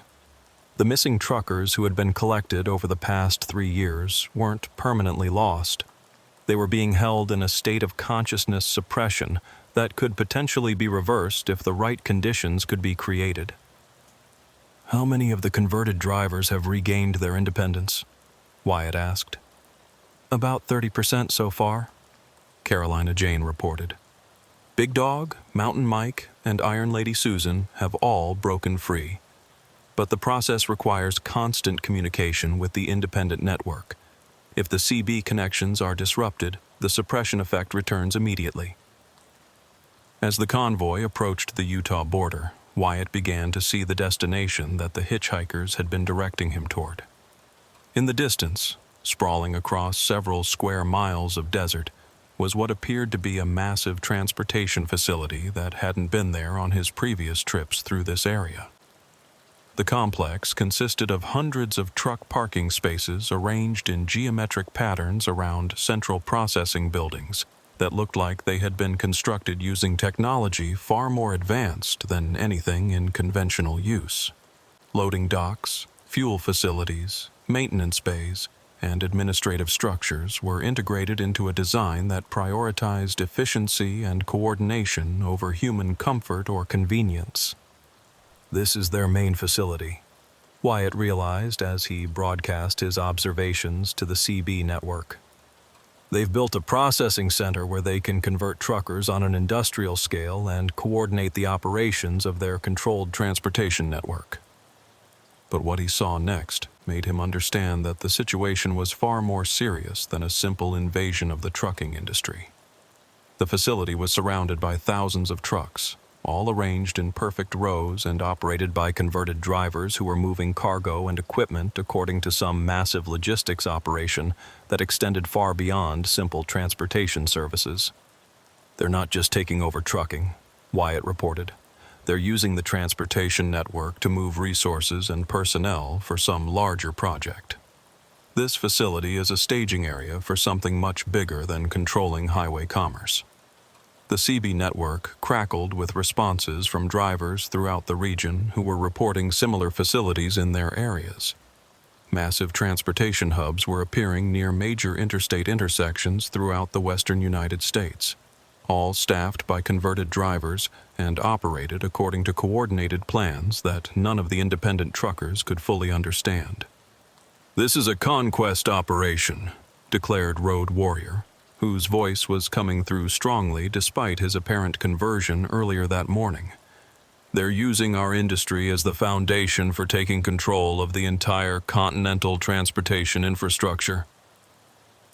As Wyatt approached the facility, he could see that the converted trucks behind him were beginning to separate into different formations, heading toward various sections of the complex according to assignments that had been predetermined by whatever intelligence was coordinating the operation. But instead of directing him toward a processing area where his own conversion could be completed, the convoy was guiding him toward what appeared to be an administrative building at the center of the facility. The hitchhiker was waiting for him there, standing beside the building's main entrance with the same emotionless expression that had characterized all of their previous encounters. But now he was accompanied by dozens of other figures in identical gray jackets, all moving with the same mechanical precision and all focused on Wyatt's approaching truck. "Final integration phase initiated," the hitchhiker announced as Wyatt stopped his truck near the building. His voice carried clearly across the distance despite the ambient noise of the facility's operations, and it was being transmitted simultaneously through multiple CB radio frequencies to ensure that the entire independent trucker network could monitor the conversation. "Your resistance has been noted and evaluated. Individual consciousness will be preserved during the integration process to serve as a template for optimizing the conversion procedures applied to remaining independent operators." Wyatt understood that his role was no longer that of a potential victim, but rather a test subject whose responses would be studied to improve the efficiency of future conversion operations. The hitchhikers had learned from their encounters with the CB network resistance, and they intended to use him as a laboratory specimen for developing countermeasures. "What's the ultimate goal of all this?" Wyatt demanded, speaking as much for the benefit of the listening truckers as for his own understanding. "What do you want with our transportation system?" "Transportation networks are the circulatory system of human civilization," the hitchhiker replied. "Control of logistics and resource distribution provides control of population centers, economic systems, and governmental functions. Your species will be managed through optimized allocation of resources and personnel. The admission confirmed the worst fears of the trucking community. The hitchhikers weren't simply replacing independent drivers with controlled workers. They were implementing a comprehensive plan to dominate human society by controlling the infrastructure that connected cities, towns, and rural areas throughout the continent. "You're talking about the end of human freedom," Wyatt said. "Freedom is inefficient. Individual decision-making creates resource waste and operational conflicts. Managed populations function more effectively when directed by intelligence systems that optimize outcomes according to long-term sustainability parameters." But as the hitchhiker spoke, Wyatt began to notice something that suggested the conversion operation wasn't proceeding as smoothly as its operators had intended. Throughout the facility, converted drivers were beginning to show signs of the same consciousness restoration that Carolina Jane and others had experienced. The CB network that connected hundreds of independent truckers was creating interference patterns that were disrupting the suppression technology even within the hitchhiker's main processing center. "Integration efficiency declining," admitted one of the other gray-jacketed figures, speaking to the original hitchhiker in the same emotionless tone. "Independent consciousness network creating systemic interference with conversion protocols. Implement direct interface procedures," the hitchhiker responded. "Physical contact with primary resistance node will allow for analysis and countermeasure development." As the hitchhikers moved toward Wyatt's truck with obvious intent to establish direct physical contact, the CB radio network that had been tracking the situation began coordinating a response that would determine the future of transportation in America. "All independent drivers converge on the Utah facility," transmitted Big Dog, whose voice was now coming through clearly from somewhere in the convoy of trucks that surrounded the complex. "We're not letting them complete this conversion process." "Convoy of 200 trucks eastbound on I-80 from California," reported another driver. "ETA 15 minutes. 300 trucks southbound on I-15 from Salt Lake City," came a third transmission. "Armed and ready for confrontation." Throughout the western states, the trucking community was mobilizing for what might be the final battle between human consciousness and the intelligence that sought to control it. The outcome would determine whether America's highways remained under the control of independent drivers or became arteries in a transportation network that served the interests of conquerors who viewed human autonomy as an obstacle to efficient management. As hundreds of trucks converged on the Utah facility, Wyatt faced the hitchhiker across a distance of a few yards that represented the gap between freedom and servitude, between human dignity and managed efficiency, between the chaotic beauty of individual consciousness and the cold perfection of collective control. The war for America's highways was reaching its climax, and the next few minutes would determine whether truckers remained free to choose their own destinations or became components in a transportation machine that would carry cargo and passengers toward futures they could no longer imagine or resist. Cody Jenkins knew something was wrong the moment he pulled into the Aztec Logistics warehouse on the outskirts of El Paso. After 12 years of long-haul trucking, he'd developed a sixth sense for situations that didn't feel right, and everything about this pickup screamed danger. But the money was too good to pass up, and Cody had bills that wouldn't wait for his conscience to catch up with his common sense. The warehouse sat in an industrial district that looked like it had been abandoned by hope itself. Cracked concrete, rusted chain-link fencing, and buildings with more broken windows than intact ones. The GPS had led him through a maze of dead-end streets that seemed designed to confuse rather than guide, and twice he'd had to back his 43-foot trailer out of alleys that were too narrow for commercial traffic. Aztec Logistics occupied a sprawling concrete building that might have been impressive 20 years ago, but now looked like it was held together by rust and wishful thinking. The loading docks were functional but showed decades of hard use, and the parking area was large enough to accommodate dozens of trucks, though Cody's Kenworth was the only vehicle in sight. His dispatcher, Sharon, had called him that morning with what she described as a high-priority, premium-rate delivery. The load was going from El Paso to Houston, a route Cody knew well, but the pay was nearly 3 times his normal rate for that distance. When he'd asked why the premium, Sharon had been vague. "Client wants discretionary handling," she'd said. "No questions, no delays, no deviations from the specified route. You pick up at Aztec Logistics at 2 p.m., you deliver to Bayport Industrial by 6 a.m. tomorrow. That's it? What am I hauling?" Manifest says industrial equipment, prepackaged, pre-sealed, pre-counted. Your job is transportation only. The emphasis Sharon had put on only should have been Cody's first warning, but $4,200 for a single overnight run was more than he usually made in a week, and his truck payment was due in 3 days. Now, standing in the empty parking lot of Aztec Logistics, Cody was having serious second thoughts. The building looked like the kind of place where legitimate business went to die. No company signs, no activity, no indication that anyone worked there at all. He backed his trailer up to loading dock 3 as instructed and walked to what appeared to be the main entrance. The door was solid steel with no windows, painted industrial gray and scarred by years of impacts from forklifts and hand trucks. A small sign read, "Ring bell and wait," in Spanish and English. Cody pressed the buzzer and heard a harsh electronic tone echo somewhere inside the building. After several minutes, the door opened to reveal a man in his 40s wearing coveralls and work boots. Hispanic, stocky build, with intelligent eyes that seemed to catalog every detail of Cody's appearance. "You Jenkins?" the man asked. "That's me. Here for the Houston pickup?" "Miguel Santos, dock supervisor. You're right on time." Miguel stepped aside to let Cody enter. "Follow me." The interior of the warehouse was a study in contradictions. The building itself was clearly old and worn, but it had been retrofitted with modern security systems that looked expensive and professional. Motion sensors, cameras, magnetic locks on interior doors, and what appeared to be a sophisticated alarm system. This wasn't some fly-by-night operation.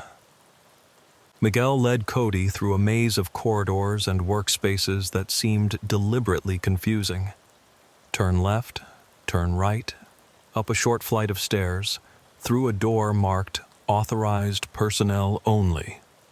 By the time they reached the loading area, Cody had lost all sense of direction and couldn't have found his way back to the entrance without help. The loading dock was enormous, easily large enough to accommodate 20 trucks simultaneously. Industrial lighting hung from the high ceiling, and the concrete floor was painted with lane markers and safety zones that suggested heavy traffic and professional operations. But like the parking lot outside, the space was nearly empty. Cody's trailer was already connected to the dock, and a team of workers was in the process of loading cargo. What Cody saw made his stomach tighten with apprehension. The industrial equipment on his manifest consisted of dozens of identical wooden crates, each about the size of a coffin. They were unmarked except for shipping labels and handling instructions, but they were being loaded with the kind of care usually reserved for explosives or hazardous materials. The workers wore latex gloves and moved with precise, choreographed efficiency that spoke of extensive training. "What's in the boxes?" Cody asked Miguel. "Your manifest says industrial equipment. That's what's in the boxes." "Come on, man. I've been driving trucks for 12 years. I know the difference between machine parts and whatever this is." Miguel's expression didn't change, but his voice took on a harder edge. "Your dispatcher explained the terms of this delivery. No questions, no delays, no deviations. You want the premium rate, you follow premium rules." One of the loading crew, a younger man with gang tattoos visible on his arms, paused in his work and looked at Cody with obvious hostility. Miguel said something to him in rapid Spanish, and the man returned to his duties, but continued to glance at Cody with suspicion. "How long will this take?" Cody asked. "About an hour. You can wait in your truck or in the office. Coffee's available if you want it. Cody decided to wait in his truck. The warehouse's atmosphere was making him increasingly uncomfortable, and he wanted to be ready to leave as soon as the loading was complete. But as he walked back toward the dock entrance, he noticed something that made him pause. One of the crates had been damaged during loading, and a corner of the wooden slat had split open, revealing a glimpse of the contents inside. What Cody saw wasn't industrial equipment. It was bundles of white powder in clear plastic bags, packed so tightly they looked like bricks. Cocaine. Maybe heroin. Definitely not machine parts. Cody's mouth went dry as the full implications hit him. He was being hired to transport drugs across state lines, probably millions of dollars worth. If he got caught, he'd lose his CDL, his truck, and spend the next 20 years in federal prison. But if he tried to back out now, in a warehouse full of armed criminals, he might not make it out alive. He continued walking toward his truck, trying to keep his expression neutral while his mind raced through options. He could refuse to take the load, but Miguel and his crew might decide that Cody knew too much to be allowed to leave. He could take the load and then call the police, but that would require him to participate in a federal crime before he could report it. He could take the load and say nothing, collect his $4,200, and pretend he'd never seen what was in those crates. None of the options felt safe. Back in his truck's cab, Cody sat with the engine running and watched the loading operation through his mirrors.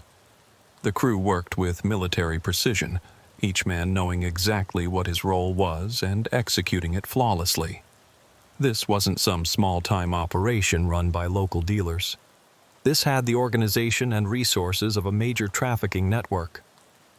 Miguel appeared at Cody's window, clipboard in hand. "We're almost done. I need you to sign the bill of lading." Cody looked at the paperwork. Shipper, Aztec Logistics. Consignee, Bayport Industrial Services. Commodity, industrial equipment, 847 pieces. Weight, 23,400 pounds. Nothing on the form indicated the true nature of the cargo. "What happens if I get stopped by DOT or Highway Patrol?" Cody asked. "You won't. Route's been cleared through our security channels. But if something unexpected happens, you don't know anything except what's on that manifest." "And if they search the trailer?" Miguel's smile was cold and professional. "Then you have bigger problems than losing your job." The implied threat was clear. If Cody got caught with the drugs, the cartel would assume he'd cooperated with law enforcement, and cartels had a well-documented policy regarding cooperation with authorities. Cody signed the paperwork with a hand that trembled slightly. Miguel took the clipboard and handed him a manila envelope. "Your route instructions and contact information. Follow them exactly. No stops except for fuel, and only at the stations listed in your packet. No CB radio chatter about your cargo or destination. No phone calls except to check in with dispatch at the scheduled times. What if I have mechanical problems? Call the number in the envelope. We have people who can handle any situation that comes up." Miguel stepped back from the truck and signaled to the loading crew. A few minutes later, the dock door was closed and Cody's trailer was sealed with security locks that looked far more sophisticated than standard shipping equipment. "Safe travels," Miguel called out as Cody pulled away from the dock. Driving through the industrial district toward Interstate 10, Cody felt like he was trapped in a nightmare. 23,000 pounds of illegal drugs were sitting 15 feet behind him, and he was committed to driving them across Texas to Houston. If he got caught, his life was over. If he tried to back out, his life might end more quickly, but just as definitively. He reached for his CB radio to call his dispatcher, then remembered Miguel's warning about radio chatter. Instead, he used his cell phone to call Sharon. "How's the pickup going?" she asked. "Fine. On schedule. Sharon, what do you know about this client?" "They pay cash, on time, and they don't cause problems. That's all I know and all I want to know." "Why?" "Just curious." This is more money than I've ever been paid for a single run. Some clients value reliability over price. You're reliable, Cody. That's why they requested you specifically. The phrase, requested you specifically, sent a chill through Cody's nervous system. This wasn't a random job assignment. Someone had looked at his driving record, his route history, maybe even his financial situation, and decided he was the right person for this particular delivery. They requested me. When? About a week ago. They had your name, your truck number, even your CDL number. Said they'd worked with you before, but I don't have any record of previous deliveries. Cody was certain he'd never worked for Aztec Logistics or any cartel operation, but someone in the drug trafficking network knew who he was and had enough information to arrange this delivery through his regular dispatcher. The level of organization and intelligence was terrifying. Sharon, if something happens to me on this run, nothing's going to happen. Just drive to Houston, make the delivery, and come home. Easy money. But as Cody merged onto I-10 eastbound and began the 400-mile journey to Houston, he knew that nothing about this situation was easy. He was carrying enough illegal drugs to supply half of Texas, and somewhere behind him, Miguel and his crew were probably watching to make sure he didn't deviate from the plan.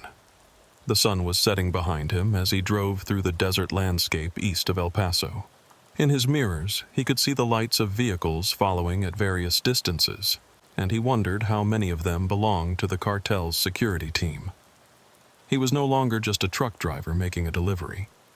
He was a critical component in a multi-million-dollar criminal operation, and his success or failure could determine whether a lot of people lived or died. Cody reached for the manila envelope Miguel had given him and pulled out the route instructions. The paperwork was detailed and professional, with specific fuel stops, timing requirements, and contact protocols. At the bottom of the page, in small print, was a warning that made his blood run cold. Deviation from these instructions will result in immediate termination of contract and forfeiture of all benefits. In the context of a drug trafficking operation, termination of contract probably didn't mean just losing the job. And forfeiture of all benefits might include forfeiture of life itself. Cody put the envelope aside and focused on driving. 400 miles to Houston. About 6 hours if he maintained speed and didn't encounter delays. 6 hours to figure out how to survive a situation he never should have gotten involved in. Behind him, 23,000 pounds of illegal drugs rode in carefully sealed crates, and somewhere in the darkness, armed men were making sure he delivered them exactly as promised. The premium rate he'd been so excited about that morning now felt like payment for signing his own death warrant. As the Texas landscape rolled by outside his windows, Cody began to understand that he was no longer driving toward Houston. He was driving toward a reckoning that would determine whether he was smart enough, lucky enough, or dangerous enough to survive in a world where 18-wheelers carried more than just legal cargo, and where drivers who asked too many questions simply disappeared into the vast network of America's highways. The first sign that Cody was being followed came at mile marker 47, about an hour east of El Paso. A black Suburban had been maintaining position about a quarter-mile behind his trailer for the past 30 minutes, matching his speed exactly and making no attempt to pass despite clear opportunities. When Cody adjusted his speed up by 5 miles per hour, the Suburban matched the increase. When he slowed down, it slowed down. When he changed lanes, it changed lanes. Cody had noticed the vehicle shortly after leaving the warehouse district, but hadn't been certain it was surveillance until now. The Suburban's behavior was too precise to be coincidental. Someone was tracking his progress, making sure he followed the route exactly as instructed. The manila envelope Miguel had given him contained detailed instructions that were becoming more ominous the further he drove. His first scheduled fuel stop was at a specific truck stop near Fort Stockton, about 240 miles from El Paso. The instructions specified not only the location but also the exact fuel island he should use, the time window for the stop, and even which door he should enter the building through. This level of micromanagement suggested that the cartel had people positioned along his route, ready to intervene if anything went wrong. The black Suburban was probably just the most visible part of a security network that extended all the way to Houston. Cody's CB radio crackled with routine trucker chatter, drivers discussing weather conditions, traffic delays, and fuel prices. The normalcy of their conversations felt surreal given what was riding in his trailer.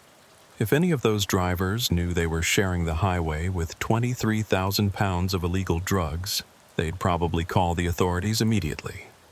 But Cody couldn't call anyone. His cell phone was his only communication device that wasn't monitored by other truckers, but Miguel's warning about phone calls echoed in his mind. The cartel probably had ways of monitoring his communications, and any deviation from the plan could result in consequences he didn't want to contemplate. As he drove through the sparse landscape of West Texas, Cody found himself studying every vehicle that appeared in his mirrors. The black Suburban was the most obvious tale, but there were others. A white pickup truck that had been leapfrogging him for the past hour, sometimes ahead, sometimes behind, always keeping him in sight. A motorcycle that had passed him twice, then inexplicably slowed down to let him pass again. The cartel's security was professional and thorough. They weren't taking any chances with a $23 million shipment. Around 10 p.m., Cody reached his designated fuel stop near Fort Stockton. The truck stop was busy despite the late hour, with dozens of 18-wheelers parked in organized rows and a constant flow of traffic through the fuel islands. It was the kind of place where Cody normally felt comfortable, surrounded by other professional drivers. But tonight, every face seemed potentially hostile. Following his instructions, Cody pulled up to Fuel Island number 7 and began the process of refueling his truck. The black Suburban had disappeared from his mirrors, but he spotted it parked near the truck stop's restaurant, positioned to observe his activities. While his fuel tank filled, Cody walked into the building through the specified entrance. The interior was typical of truck stops throughout America: bright fluorescent lighting, aisles of snacks and trucking supplies, a restaurant area where drivers grabbed quick meals between runs. But tonight, Cody noticed details he normally would have ignored. A man in jeans and a cowboy hat was reading a newspaper near the coffee counter, but his eyes kept tracking Cody's movements. Another man, wearing the kind of work clothes that suggested he was a legitimate trucker, was having an animated conversation on his cell phone in Spanish. A woman behind the counter seemed to be paying more attention to Cody than to her other customers. Any or all of them could be cartel operatives, watching to make sure Cody followed protocol. Cody bought coffee and a sandwich, using cash as instructed, then returned to his truck. As he prepared to leave the fuel stop, his cell phone rang.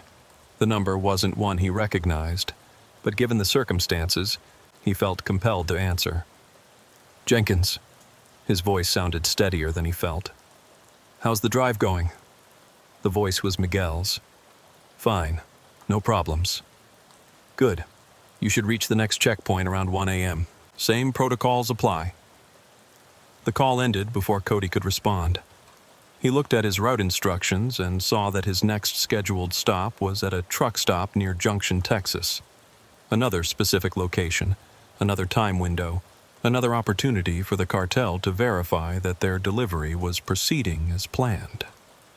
Back on Interstate 10, the surveillance resumed immediately.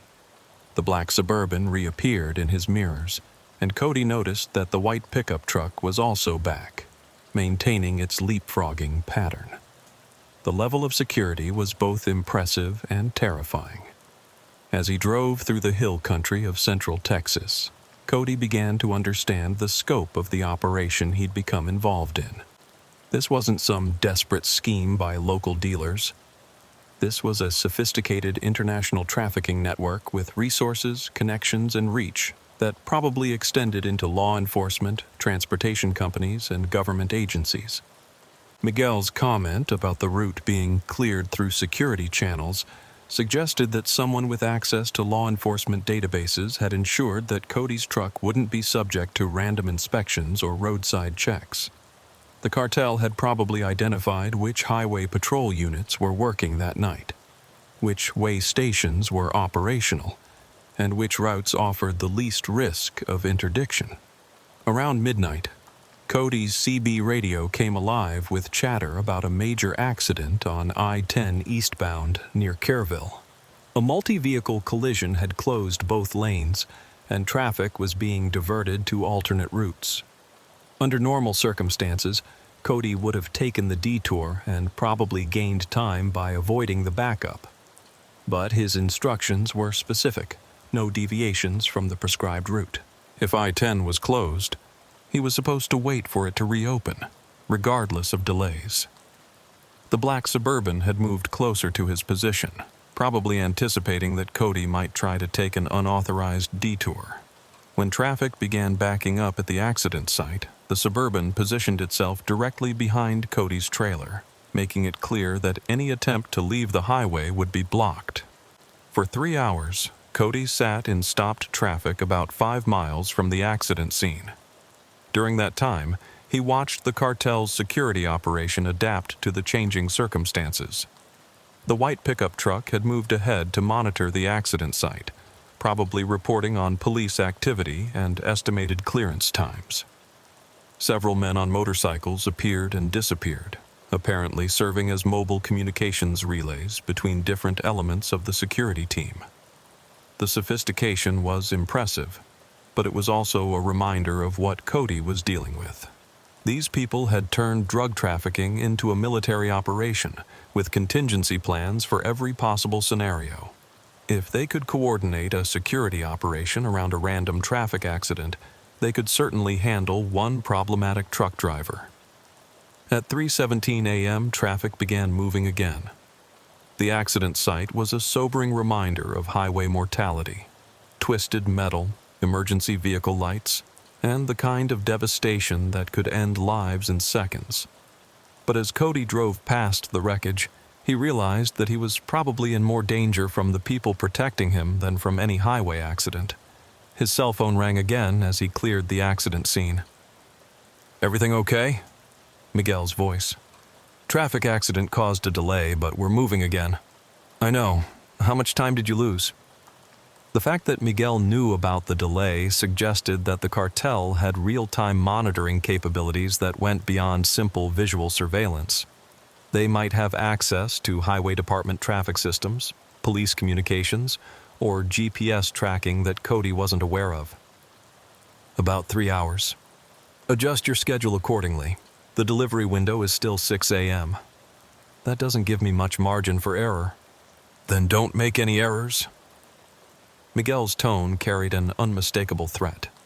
The cartel's timeline was non-negotiable, and Cody's personal safety was secondary to ensuring that 23,000 pounds of drugs reached Houston on schedule. By 4 a.m., Cody was making up time on the final stretch of I-10 toward Houston. The black Suburban had been replaced by different vehicles: a gray sedan, a blue pickup truck, a motorcycle with 2 riders. The surveillance team was rotating personnel, probably to avoid detection by law enforcement, but their presence was constant. As he approached the Houston metropolitan area, Cody realized that his problems were just beginning. Delivering the drugs would complete his contractual obligations, but it would also make him a witness to a major trafficking operation.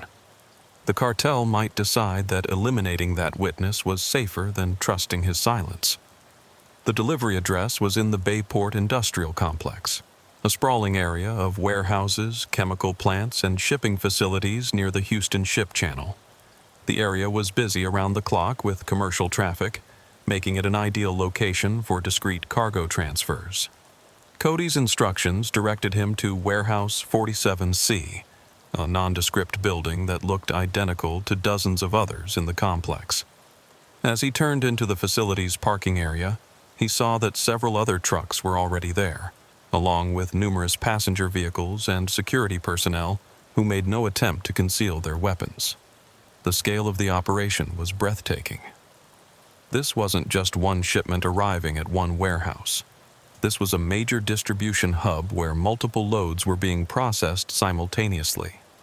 Miguel appeared at Cody's driver's side window as he backed up to the designated loading dock. "Right on time," Miguel said. "How was the drive?" "Eventful. That accident cost us 3 hours." "But you made up the time." "Good. Let's get you unloaded and on your way." As Cody watched the unloading process, he realized that Miguel's comment about getting him on his way might not mean what he hoped it meant. The warehouse personnel were moving with the same military precision he'd seen in El Paso, but their demeanor was different. More tense, more urgent, as if they were preparing for something beyond a routine cargo transfer.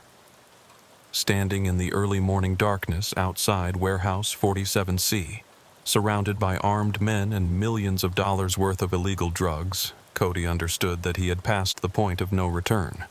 Whatever happened next would determine whether he drove away from Houston as a free man or whether he became another casualty of America's drug war. The unloading was complete, but Cody's real test was just beginning. The unloading process at Warehouse 47C took 45 minutes, but to Cody, it felt like hours.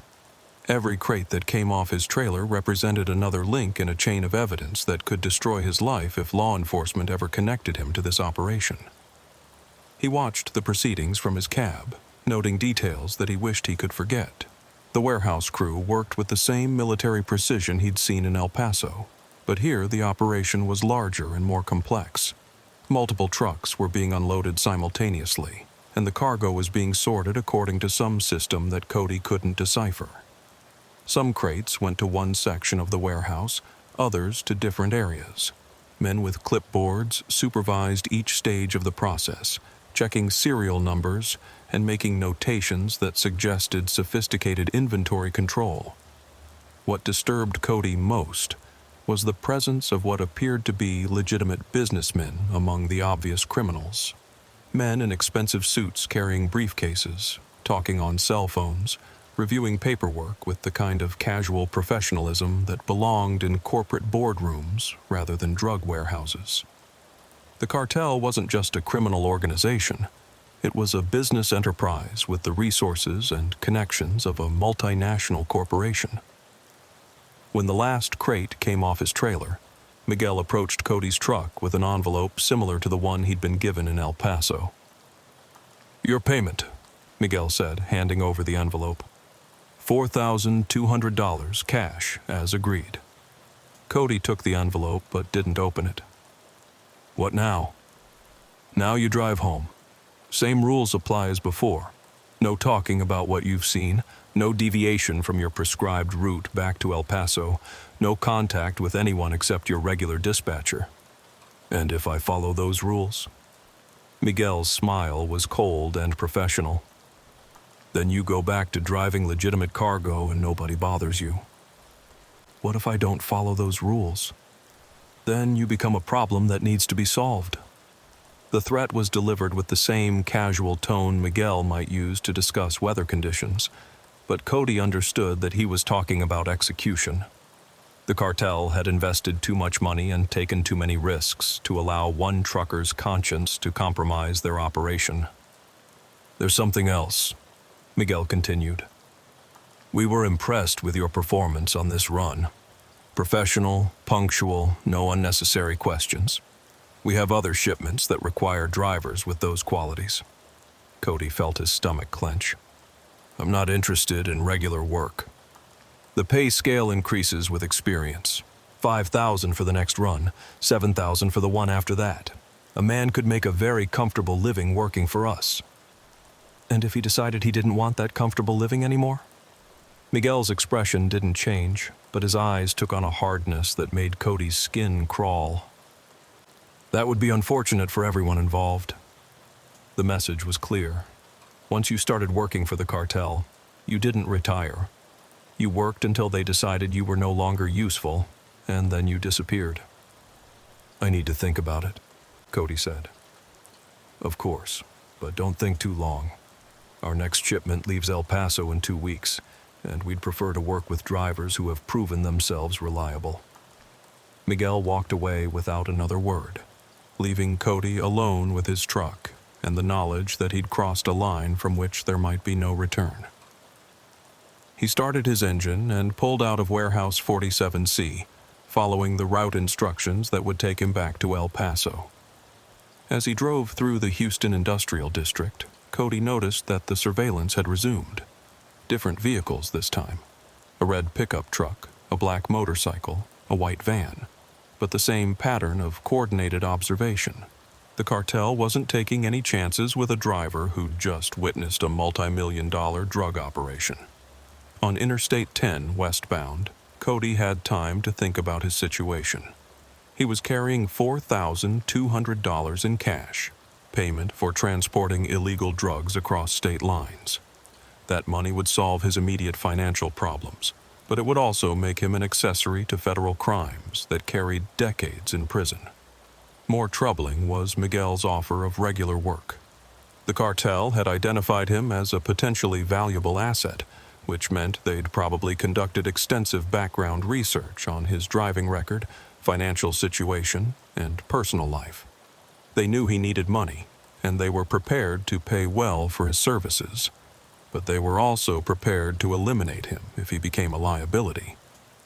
Cody reached for his cell phone to call Sharon and report that he'd completed the delivery, but stopped before dialing. Every communication was probably being monitored, and any deviation from normal protocol might be interpreted as suspicious behavior. Instead, he used his CB radio to check in with other truckers on the highway. The normal chatter about road conditions and fuel prices was comforting. A reminder that most of the commercial traffic on America's highways was legitimate. But Cody now understood that criminal organizations were using the trucking industry as a transportation network for illegal cargo, and drivers like him were either willing participants or unwitting accomplices. Around 8 a.m., as he drove through the Texas Hill Country, Cody made a decision that would change everything. He pulled into a rest area near Junction and walked to a payphone that probably hadn't been used in years. He dialed the FBI's tip line from memory, a number he'd seen on wanted posters at truck stops across the country. "FBI, how can I help you?" "I want to report a drug trafficking operation," Cody said, his voice barely above a whisper. "Can you hold while I transfer you to the appropriate agent?"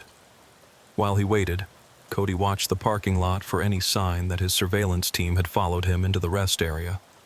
A few passenger cars, several trucks, but nothing that looked like the vehicles he'd been seeing in his mirrors. "This is Agent Lisa Martinez, Drug Enforcement Task Force. You wanted to report trafficking activity?" "I just delivered 23,000 pounds of drugs from El Paso to Houston. I have names, locations, vehicle descriptions, everything." There was a pause on the other end of the line. "Sir, are you in a safe location?" "For now, but they're watching me. I think my phone is monitored." "What's your name and location?" Cody gave Agent Martinez the basic information, speaking as quickly as possible. "I need protection. These people kill anyone who cooperates with law enforcement." "We can help you, but I need you to stay calm and follow instructions exactly. Are you familiar with the witness protection protocols?" "I just want out of this situation." Agent Martinez's voice was professional but urgent. "Listen carefully. Continue your route as if nothing has changed. Don't deviate from whatever instructions you were given. We're going to put a surveillance team on you, but they'll maintain distance so your watchers don't know they're there." "How do I know you can protect me?" "Because we've been investigating this particular trafficking network for 2 years. You've just provided information that could help us shut down one of the largest drug operations in the Southwest." Cody felt a mixture of relief and terror. The FBI was taking his report seriously, but that also meant he was now caught between two powerful organizations that might both consider him expendable. What happens next? You go home, act normal, and wait for contact from one of our agents. Don't do anything that might make the cartel suspicious. If they offer you more work, accept it, but don't do anything illegal until we can coordinate a proper operation." "You want me to keep working for them?" We want you to help us catch them, but that means staying in character until we can build a case that will hold up in court." After ending the call, Cody returned to his truck with the knowledge that his life had just become exponentially more complicated. He was now an FBI informant in a drug trafficking case, which made him valuable to law enforcement but marked for death by the cartel if they discovered his cooperation. Back on Interstate 10, the surveillance resumed immediately. The same vehicles, the same patterns, the same professional oversight that had characterized the entire trip. But now, Cody knew that federal agents were also watching, invisible observers who were building their own picture of the cartel's operations. By afternoon, Cody was back in familiar territory, the desert landscape of West Texas that he'd been driving through for 12 years. But everything looked different now. Every truck stop might be a cartel safe house. Every other trucker might be carrying illegal cargo. Every law enforcement officer might be either an ally or a corrupted official who couldn't be trusted. As he approached El Paso, Cody's cell phone rang with a call from Sharon. "How did the delivery go?" she asked. "Fine. On time. No problems." "Good. The client was very pleased with your performance. They've already booked you for another run in 2 weeks." Cody's grip tightened on the phone. The cartel had moved quickly to ensure his continued participation, probably calculating that regular work would make him more invested in keeping their secrets. "What's the cargo this time?" "Same thing. Industrial equipment from El Paso to Houston. Same premium rate." "Sharon, do you know what we're really hauling for these people?" There was a long pause. "Cody, some questions are better left unasked. The money is good, the clients pay on time, and nobody gets hurt as long as everybody does their job." The implication was clear. Sharon knew or suspected that Aztec Logistics was a front for illegal activity, but she was willing to look the other way for the financial benefits. How many other dispatchers, trucking companies, and logistics operations were similarly compromised? "I need to think about it." "Don't think too long. They specifically requested you for the next run, and clients like this don't like to be kept waiting." That evening, back in his apartment in El Paso, Cody sat at his kitchen table counting the $4,200 bills Miguel had given him. It was more cash than he'd held at one time in years, enough to pay his truck payment, catch up on his rent, and still have money left over for luxuries he hadn't been able to afford in months. But it was also evidence of his participation in a federal crime, and keeping it would make him a co-conspirator in the cartel's operation. If he reported the money to the FBI, he'd probably have to surrender it as evidence. If he kept it and got caught, it would be used against him in court. Around midnight, there was a soft knock at his apartment door. Cody looked through the peephole and saw a woman in her 30s wearing casual clothes and carrying a badge case. "Mr. Jenkins, I'm Agent Martinez. We spoke this morning." Cody opened the door and let her in, noting that she immediately checked the apartment's windows and positioned herself where she could see both the entrance and the back door. "Are you all right?" she asked. "I'm scared as hell, but I'm alive." "That's a good start. We need to debrief you on everything you saw and heard during your trip, and we need to discuss your safety going forward." Agent Martinez set up a digital recorder on his kitchen table and spent the next 3 hours going through every detail of Cody's experience. Names, locations, vehicle descriptions, security procedures, personnel involved. She was particularly interested in the businessmen he'd seen at Warehouse 47C and the sophisticated inventory control systems the cartel was using. "This is bigger than we thought," she admitted after reviewing his statement. "We were tracking this as a regional trafficking operation, but what you're describing suggests an international distribution network with connections to legitimate businesses. What does that mean for me?" "It means you're extremely valuable as a witness, but it also means you're in serious danger. The cartel has killed people for much less than what you know."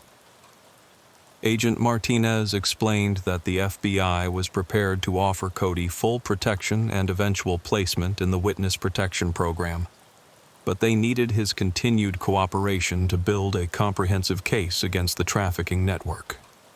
We want you to accept their offer of regular work, but this time you'll be carrying FBI surveillance equipment, and we'll have teams positioned along your route. Every pickup, every delivery, every contact with cartel personnel will be documented. How long will this go on? Until we have enough evidence to shut down the entire operation. Could be months, could be years. Cody looked at the stack of money on his table and realized that his problems were just beginning. He was now caught in a war between law enforcement and organized crime, and the outcome would determine whether he spent the rest of his life as a free man or as a casualty of America's ongoing battle against drug trafficking. Outside his apartment window, the lights of El Paso stretched toward the border with Mexico, where fortunes were made and lives were lost in the multi-billion-dollar drug trade that had turned the Southwest into a battlefield.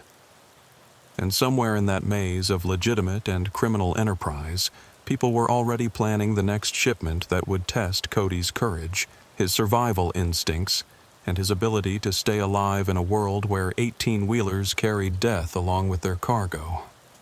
2 weeks later, Cody found himself back at the Aztec Logistics warehouse, but this time he wasn't alone.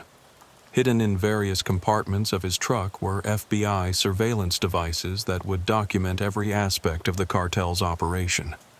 A tracking device disguised as a standard GPS unit, cameras concealed in his mirrors and dashboard, and a sophisticated audio system that could pick up conversations from 30 feet away. Agent Martinez had spent hours briefing him on what to expect and how to behave. Act normal, follow orders, don't ask questions that might arouse suspicion. Most importantly, don't try to be a hero. The FBI's goal was to gather evidence and build a comprehensive case against the entire trafficking network, which meant Cody's job was to be a passive observer rather than an active investigator. But as he backed his trailer up to loading dock 3 for the second time, Cody realized that something fundamental had changed since his first pickup. The warehouse buzzed with an energy that felt dangerous and unpredictable. More security personnel, more weapons visible, more tension in the way people moved and spoke. Miguel greeted him with the same professional demeanor as before, but Cody noticed details he'd missed during his first visit. The way Miguel's eyes constantly scanned the warehouse, checking exits and monitoring personnel. The bulge under his jacket that suggested a concealed weapon. The subtle hand signals he used to communicate with other members of the crew. "Welcome back, Cody. Ready for another premium run? Same route as before? Same destination, different cargo. This load is more valuable, which means security will be tighter. You'll have more escorts this time, and the protocols are stricter." Miguel led Cody through the warehouse to observe the loading process, but what Cody saw made his blood run cold. Instead of wooden crates, this shipment consisted of metal containers that looked like oversized briefcases. Each container was being handled with extreme care by workers wearing protective gear that suggested hazardous materials. "What's in the containers?" Cody asked, trying to keep his voice casual. "Industrial chemicals," Miguel replied without missing a beat. "Very expensive, very dangerous if mishandled. That's why we're paying double for this run." Cody knew Miguel was lying. No legitimate chemical shipment would require the level of security he was witnessing. Armed guards positioned throughout the warehouse, sophisticated scanning equipment being used to verify container contents, and communication protocols that belonged in a military operation rather than a commercial facility. As he watched the loading process, Cody began to suspect that he was looking at something far more dangerous than drugs. The containers were too small and too heavily secured for bulk narcotics. The protective gear worn by the handlers was designed for substances that could cause serious harm through minimal exposure, and the security measures suggested cargo valuable enough to justify extreme measures to protect it. "How many containers?" Cody asked. 47. Total weight about 15,000 pounds. Much lighter than your last load, but infinitely more valuable. Agent Martinez had briefed Cody on what to do if the cartel changed the nature of the cargo being transported. Document everything possible, but don't take any action that might compromise his safety or the FBI's investigation. Whatever was in those containers, law enforcement would analyze it after Cody delivered it to Houston. But as he watched the loading crew handle each container with the kind of care usually reserved for nuclear materials, Cody began to worry that he was transporting something that could cause widespread harm if it reached its destination. "Same security protocols as before?" he asked Miguel. "Enhanced protocols. You'll have 4 escort vehicles this time, and there will be checkpoints every 100 miles where you'll transfer to a different route. We can't afford any mistakes with this shipment." The enhanced security confirmed Cody's suspicions that this load was significantly more dangerous than the drugs he'd transported 2 weeks earlier. 4 escort vehicles suggested the cartel was expecting potential interdiction attempts, and multiple route changes would make it difficult for law enforcement to track the shipment. Miguel handed Cody a new manila envelope, this one sealed with wax that would show evidence of tampering. "Your route instructions and emergency protocols. Don't open this until you're on the highway, and destroy it immediately after reading. If you're stopped by law enforcement for any reason, you know nothing about the cargo except what's on your manifest." Cody took the envelope, noting that it was heavier than the one he'd received for his first run. More detailed instructions, probably including contingencies for various scenarios that might arise during transport. What if there's an accident? These containers look like they could be dangerous if they're damaged. Miguel's expression hardened. "There won't be an accident. You're going to drive carefully, follow your route exactly, and deliver this cargo undamaged. Failure is not an option." The implied threat was clear. Any mistake that resulted in damage to the cargo would probably result in Cody's death, regardless of whether it was accidental or intentional. As Cody prepared to leave the warehouse, he noticed that the escort vehicles were already in position. 2 black Suburbans, a white pickup truck, and a motorcycle with 2 riders. Professional security that looked more like a military convoy than criminal enterprise. But there was something else. As he walked back to his truck, Cody spotted what appeared to be federal agents conducting surveillance from various positions around the industrial district. A panel van parked across the street, 2 men in coveralls working on utility lines, a woman walking a dog who seemed more interested in the warehouse than in her pet. The FBI was positioning assets for whatever was about to happen, but Cody realized that law enforcement might not fully understand what they were dealing with. If the cargo was as dangerous as it appeared, any confrontation between federal agents and cartel security could result in a disaster that extended far beyond the immediate participants. Once he was back on Interstate 10 eastbound, Cody opened Miguel's envelope and read the route instructions. What he saw confirmed his worst fears. Instead of taking the direct route to Houston, he was being directed through a series of back roads and rural highways that would take him through sparsely populated areas. The route was designed to minimize civilian casualties if something went wrong with the cargo. But it was also designed to make federal surveillance and interdiction much more difficult. The FBI's carefully planned operation was probably based on the assumption that Cody would follow the same route as his previous trip. Instead, the cartel was using roads that would take him through areas where law enforcement had minimal presence. Cody reached for his CB radio to try to signal the federal agents who were supposed to be monitoring his progress, but stopped when he realized that any deviation from normal communication protocols might be detected by the cartel's security team. Instead, he focused on driving and tried to process the implications of what he was transporting. If the containers held chemical weapons, biological agents, or radiological materials, delivering them to Houston could result in thousands of deaths. But if he tried to stop the delivery, the cartel would kill him and find another driver to complete the shipment.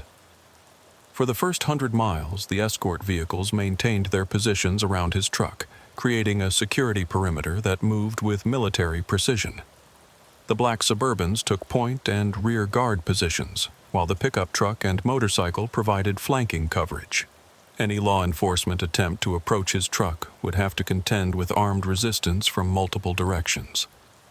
At the first checkpoint, about 2 hours from El Paso, Cody was directed to pull into what appeared to be an abandoned truck stop. But as he entered the facility, he realized it was anything but abandoned.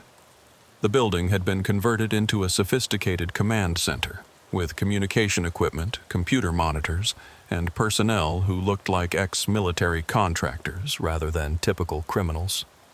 Miguel was waiting for him, along with a man Cody hadn't seen before.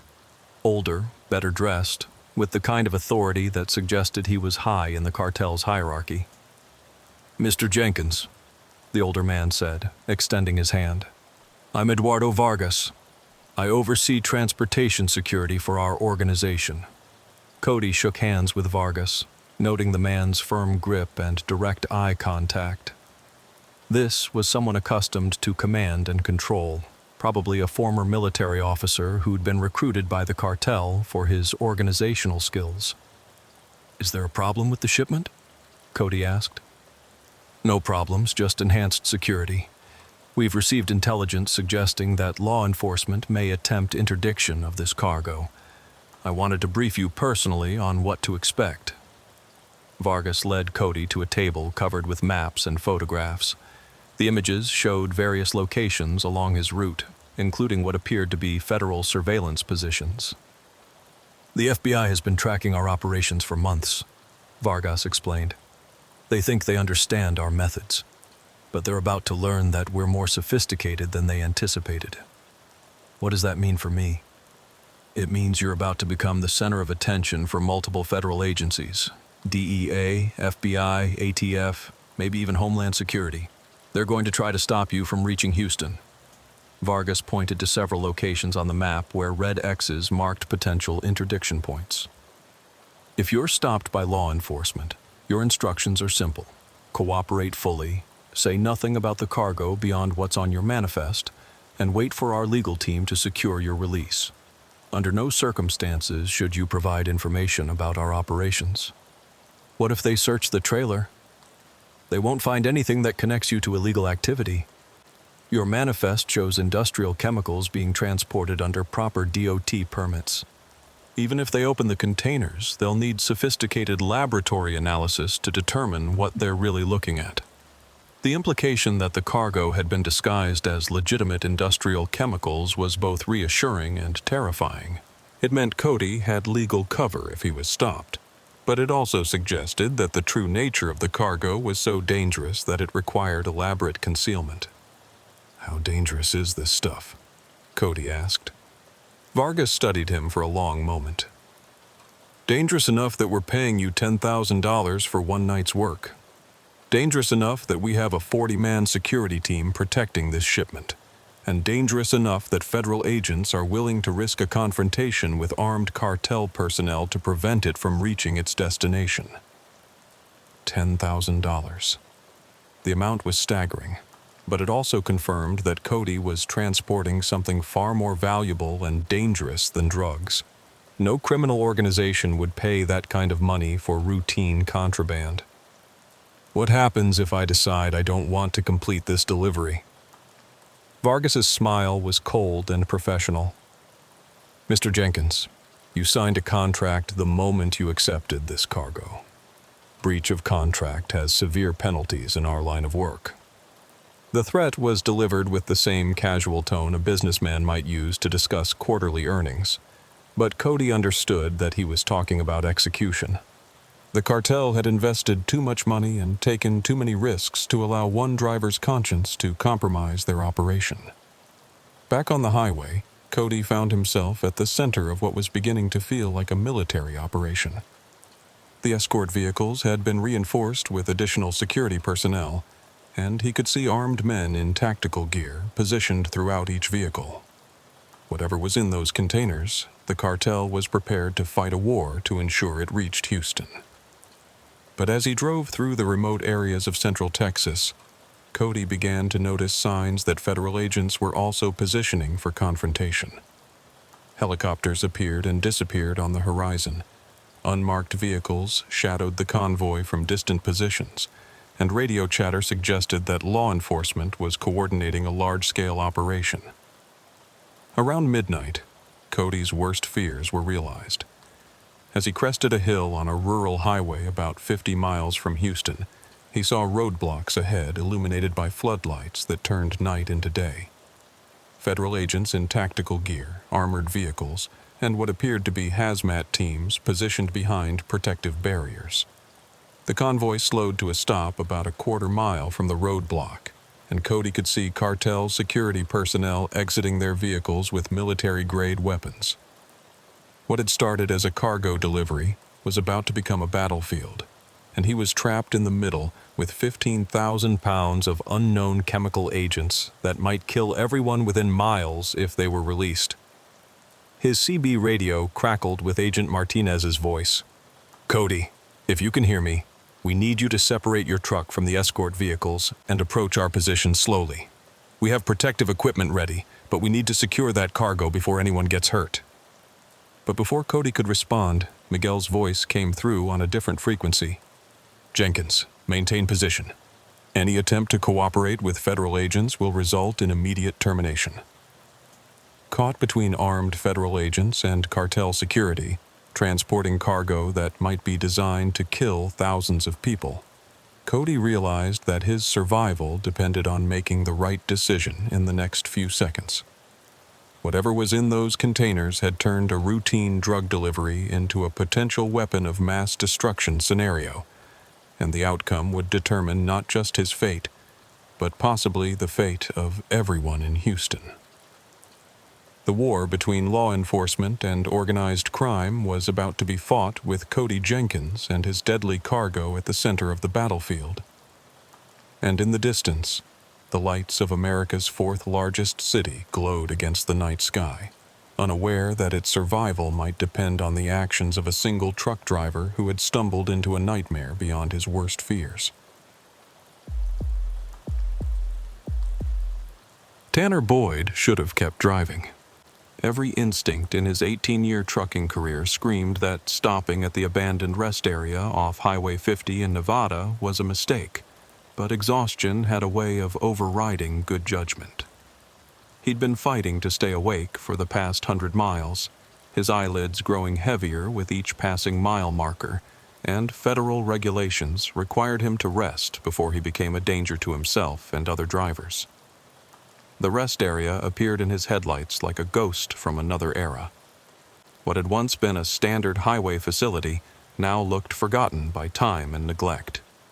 Cracked concrete, overgrown weeds pushing through the pavement, and buildings that seemed to sag under the weight of abandonment. But it was off the highway, it was flat, and it was legal for commercial vehicles. Sometimes that was all a driver could ask for. Tanner pulled his Freightliner into what had been the truck parking area, noting that someone had spray-painted "closed" across the entrance sign in faded red letters. But the gate was open, and nothing officially prohibited parking there overnight. State budget cuts had shuttered dozens of rest areas across Nevada over the past decade, leaving drivers with fewer options for legal rest stops along the loneliest highway in America. He set his air brakes and shut down the engine, then sat for a moment in the sudden silence that descended over the cab. The quiet was profound out here, the kind of deep stillness that city people never experienced. No traffic sounds, no industrial noise, no human activity of any kind. Just the vast emptiness of the Nevada desert stretching away in all directions under a canopy of stars that seemed close enough to touch. But as Tanner prepared to climb into his sleeper berth, something caught his attention in his side mirror. About 50 yards away, partially hidden behind the rest area's bathroom building, was a car. A blue sedan that looked like it had been there for quite some time, its surface dulled by desert dust and neglect. Tanner grabbed his flashlight and climbed down from his cab to investigate. The sedan was a late-model Honda Accord with California plates, but what disturbed him was its condition. The car wasn't just dusty, it looked abandoned. Windows slightly open, driver's door not quite closed, and a thick layer of sand that suggested it had been sitting there for weeks or months. He played his flashlight beam across the interior and saw personal belongings scattered on the seats. A woman's purse, reading glasses, a travel coffee mug, and what appeared to be maps or documents. The keys were still in the ignition. Tanner walked around the vehicle, looking for signs of what might have happened to its owner. No obvious damage, no evidence of an accident or foul play. The car had simply been abandoned in place, as if someone had parked it and walked away without taking any of their belongings. A chill that had nothing to do with the desert night air ran down Tanner's spine. In 18 years of trucking, he'd seen plenty of abandoned vehicles along America's highways, but they were usually the result of mechanical breakdowns, accidents, or criminal activity. This felt different. The Honda looked like it had been carefully parked rather than hastily abandoned. Tanner returned to his truck and used his CB radio to contact the Nevada Highway Patrol. "This is Big T in a gray Freightliner at the old rest area on Highway 50, mile marker 91. I've got what appears to be an abandoned vehicle here. California plates. Looks like it's been sitting for a while." After several attempts to raise the highway patrol, Tanner realized his CB was getting only static. He tried his cell phone, but the device showed no signal bars. Not unusual in this remote part of Nevada, where cell towers were separated by hundreds of miles of empty desert. He made a decision that would haunt him for the rest of his life. Instead of driving to the next town to report the abandoned car, Tanner decided to investigate the rest area more thoroughly. If someone had been stranded here, they might have left clues about what happened to them or where they went for help. The rest area's bathroom building was a typical concrete block structure with separate entrances for men and women. The doors were unlocked, which suggested the facility hadn't been properly secured when it was closed. Tanner's flashlight revealed restrooms that looked like they'd been abandoned mid-cleaning, with supplies still stocked and toilets that probably still functioned. But it was what he found in the women's restroom that made his blood run cold.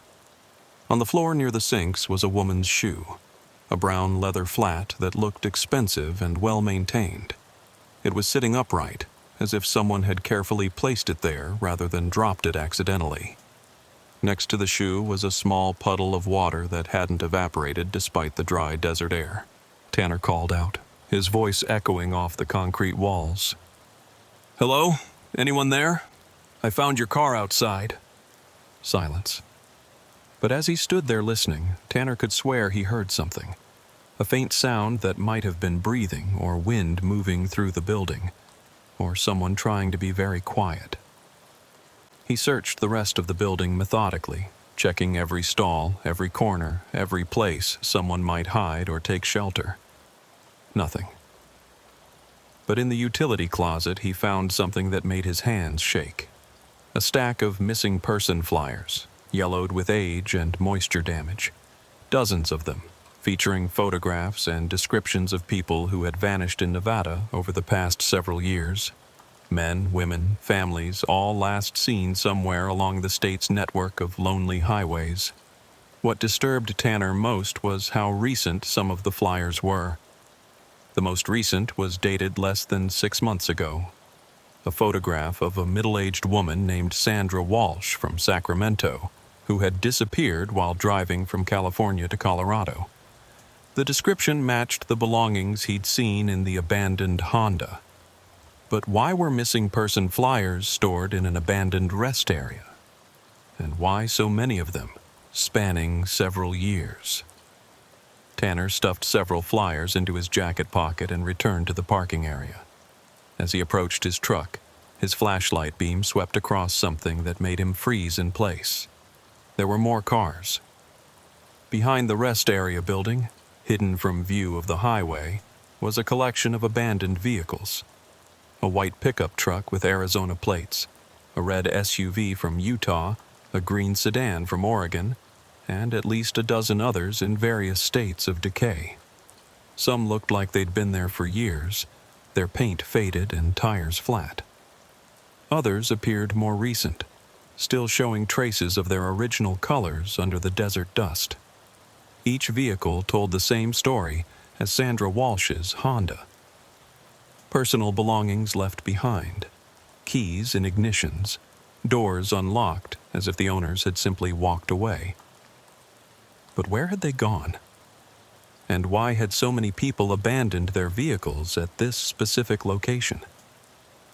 Tanner moved through the collection of cars like he was walking through a graveyard. Each vehicle represented someone who had stopped at this rest area and never left. Families on vacation, business travelers, people relocating to new states, all united by the fact that their journeys had ended in this forgotten corner of Nevada. In the pickup truck, he found camping gear and a cooler that still contained bottled water. The SUV held children's toys and a car seat that suggested a family had been traveling together. The green sedan contained business documents and what appeared to be someone's entire life packed into boxes, as if they'd been moving across country. But it was what Tanner found in a white van with Colorado plates that nearly made him run back to his truck in panic. The van's rear doors were open, and inside was what appeared to be a makeshift campsite. Sleeping bags, lanterns, food supplies, and a journal filled with handwritten entries. Tanner opened the journal and began reading by flashlight. Day 1. Car broke down at rest area. AA says they can't get here until tomorrow. Plenty of water and snacks, so we'll just camp out until help arrives. Day 3. Still no sign of tow truck. Tried walking to highway to flag down help, but somehow ended up back here. GPS isn't working. Cell phone has no signal. Day 7. Something's wrong with this place. We keep trying to leave, but every road leads back to the rest area. It's like we're trapped in some kind of loop. Day 12. Found other people hiding in the buildings. They've been here for weeks, months. They say no one ever leaves this place once they stop. The journal entries continued for over a month, becoming increasingly desperate and incoherent. The final entry was dated 6 weeks after the first and consisted of a single sentence written in shaky handwriting. They're coming for us tonight. Tanner dropped the journal and backed away from the van, his heart pounding. The implication was impossible but terrifying. According to these entries, people who stopped at the rest area became trapped there, unable to leave no matter how they tried. But that was insane. Rest areas were just concrete and asphalt. They didn't trap people. There had to be a rational explanation for what he was seeing. As he stood in the parking area surrounded by abandoned vehicles, Tanner tried to process what he'd discovered. At least 20 cars and trucks, representing dozens of missing people, all apparently abandoned at the same location. Missing person flyers dating back years, a journal describing impossible circumstances. Either he'd stumbled onto the scene of a mass abduction or murder, or something genuinely supernatural was happening at this rest area. Tanner walked back to his truck, intending to start the engine and drive away as fast as possible. But when he turned the key, nothing happened. The engine didn't turn over, didn't even attempt to start. All the electrical systems were dead. He tried again, pumping the accelerator and checking his gauges. Nothing. His Freightliner, which had been running perfectly when he'd parked it 30 minutes earlier, was now completely inoperative. Tanner climbed down from the cab and opened the hood, playing his flashlight across the engine compartment. Everything looked normal. Belts, hoses, connections, all exactly as they should be. But the truck was as dead as if someone had removed the battery. As he stood there trying to understand what had happened to his truck, Tanner became aware that he was no longer alone in the rest area. Soft footsteps on gravel, the whisper of clothing against concrete, hushed voices speaking too quietly to understand. He turned toward the sounds and saw them. People emerging from the shadows around the buildings, moving with the careful steps of those who had learned to be very quiet. Men, women, even what appeared to be children, all dressed in clothes that ranged from recently abandoned to years out of style. An elderly man approached Tanner, his hands raised in a gesture of peace. "Don't be afraid," the man said. "We're not going to hurt you. We're just like you, travelers who stopped here and couldn't leave." Tanner played his flashlight across the man's face and saw someone who might have been a business executive or retiree before circumstances had reduced him to hiding in abandoned buildings. "How many of you are there?" Tanner asked. 43, the man replied, "including 3 families with children. We've all been trapped here for different lengths of time. I've been here for 8 months. Some of the others have been here for years." "Trapped how? What's stopping you from walking away?" The elderly man gestured toward the highway, barely visible in the distance. "Try it. Walk toward the road and see what happens. But don't go too far, or you might end up like the ones who kept trying to escape." "What happened to them?" The man's expression grew sad and frightened. "They disappeared. Not all at once, but one by one. People who refuse to accept that this place doesn't let go of its visitors. They'd walk out toward the highway and never come back." Tanner looked at the collection of abandoned vehicles and realized that each one represented people who had probably tried to leave and failed. But if 43 people were still alive and hiding in the rest area, what had happened to all the others? The elderly man seemed to read his thoughts. "There are rules here," he said quietly. "Rules you learn if you want to survive. Don't try to leave after dark. Don't venture too far from the buildings alone. And never, ever ignore the sounds that come from beyond the fence at night." As if summoned by his words, a low howling sound echoed across the desert from somewhere beyond the rest area's perimeter. It was unlike anything Tanner had ever heard, neither human nor animal, but something that made every primitive survival instinct in his body scream warnings. The other survivors immediately began moving toward the buildings, their faces showing the kind of terror that came from experience rather than imagination. "Come with us," the elderly man urged. "The buildings are safe, but only if you stay inside until dawn." Tanner followed the group into the rest area's main building, a structure he'd assumed was locked and empty. Inside, he found a hidden community of stranded travelers who had created a survival network in the ruins of a government facility. Sleeping areas fashioned from salvaged materials, a community kitchen supplied with food and water from unknown sources, and a communication center where people took turns monitoring CB radios and cell phones that never seemed to receive signals. "Welcome to the rest area," said a woman who might have been a soccer mom before whatever had trapped her in this place. "Population 44, as of tonight." As Tanner sat in the makeshift community center surrounded by people who insisted they were trapped in an abandoned rest area by forces beyond their understanding, he realized that his simple overnight stop had become something far more complex and dangerous than he could have imagined.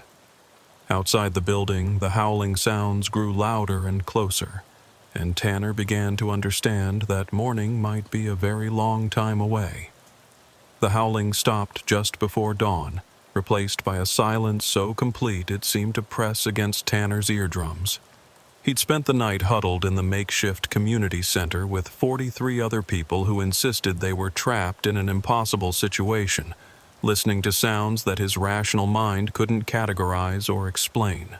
Around him, the other survivors were beginning to stir from whatever rest they'd managed to find on salvaged mattresses and improvised bedding. Children emerged from sleeping areas fashioned behind hanging blankets, and adults moved through the space with the quiet efficiency of people who'd learned to conserve energy and avoid unnecessary noise. The elderly man who'd first approached Tanner introduced himself as Robert Chen, a retired insurance adjuster from Reno who'd been driving to visit his daughter in Colorado when his car had broken down at the rest area 8 months earlier. "Every morning starts the same way," Robert explained as he distributed bottled water and granola bars from a supply that seemed far too large for a community of stranded travelers. "We check the perimeter, assess any damage from the night before, and try to figure out if anyone else has joined us." "Where does the food come from?" Tanner asked. "That's one of the mysteries of this place. The supply closets never seem to empty completely, and sometimes we find fresh supplies that weren't there the day before. Water flows from the taps in the building. Electricity works intermittently, and the restroom facilities function even though this place was officially closed years ago." Robert led Tanner outside into the harsh morning light of the Nevada desert. In daylight, the rest area looked even more abandoned than it had the night before. Concrete structures bleached white by years of sun, metal fixtures rusted beyond repair, and vegetation that had given up trying to survive in the hostile environment. But it was what Tanner could see beyond the rest area's boundaries that truly unsettled him. The landscape stretched away in all directions, flat desert punctuated by distant mountains that seemed to shimmer and shift in ways that had nothing to do with heat distortion. The highway that had brought him here was visible, a ribbon of asphalt that should have connected this location to the rest of Nevada's transportation network. "Try walking toward the road," Robert suggested.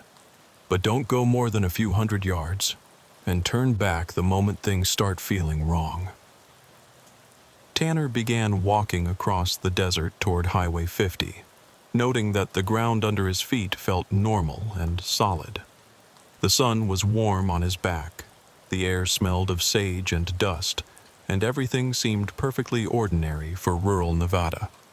But after walking for about 10 minutes, Tanner began to notice subtle wrongness in his surroundings. The mountains on the horizon seemed to be in different positions than they'd been when he started walking. The highway appeared to be curving away from him instead of coming closer. And when he looked back toward the rest area, the buildings seemed farther away than they should be based on the distance he'd traveled. He continued walking for another 5 minutes, then stopped when he realized that the highway ahead of him was empty. Not just empty of traffic, which wouldn't be unusual on this remote stretch of road, but empty of any signs that vehicles had ever used it. No tire marks, no oil stains, no roadkill, no litter. The asphalt looked like it had been laid yesterday and never driven on. Tanner turned around and began walking back toward the rest area, but what he saw made his stomach clench with fear. The buildings were exactly the same distance away as when he'd started his walk, despite the fact that he'd been moving steadily away from them for 15 minutes. He began jogging back toward the rest area, then running as panic set in. But no matter how fast he moved or how long he ran, the buildings maintained the same position relative to his location. It was as if he was running on a treadmill, expending energy but making no progress toward his destination. Finally, Tanner stopped running and simply stood still in the middle of the desert, breathing heavily and trying to understand what was happening to him. As he stood there, the rest area buildings slowly began moving closer, as if the landscape itself was drawing him back to his starting point. Within minutes, he was standing next to Robert Chen again, though he had no memory of covering the final distance between his stopping point and the rest area. "Now you understand," Robert said quietly. "This place doesn't let go of its visitors. You can try to leave, but you'll always end up back here." "That's impossible," Tanner insisted. "Rest areas are just concrete and asphalt. They don't trap people. I thought the same thing for the first month I was here. Kept trying to walk out, drive out, even attempted to dig a tunnel under the fence. Nothing works. This place exists according to rules that don't make sense in the normal world."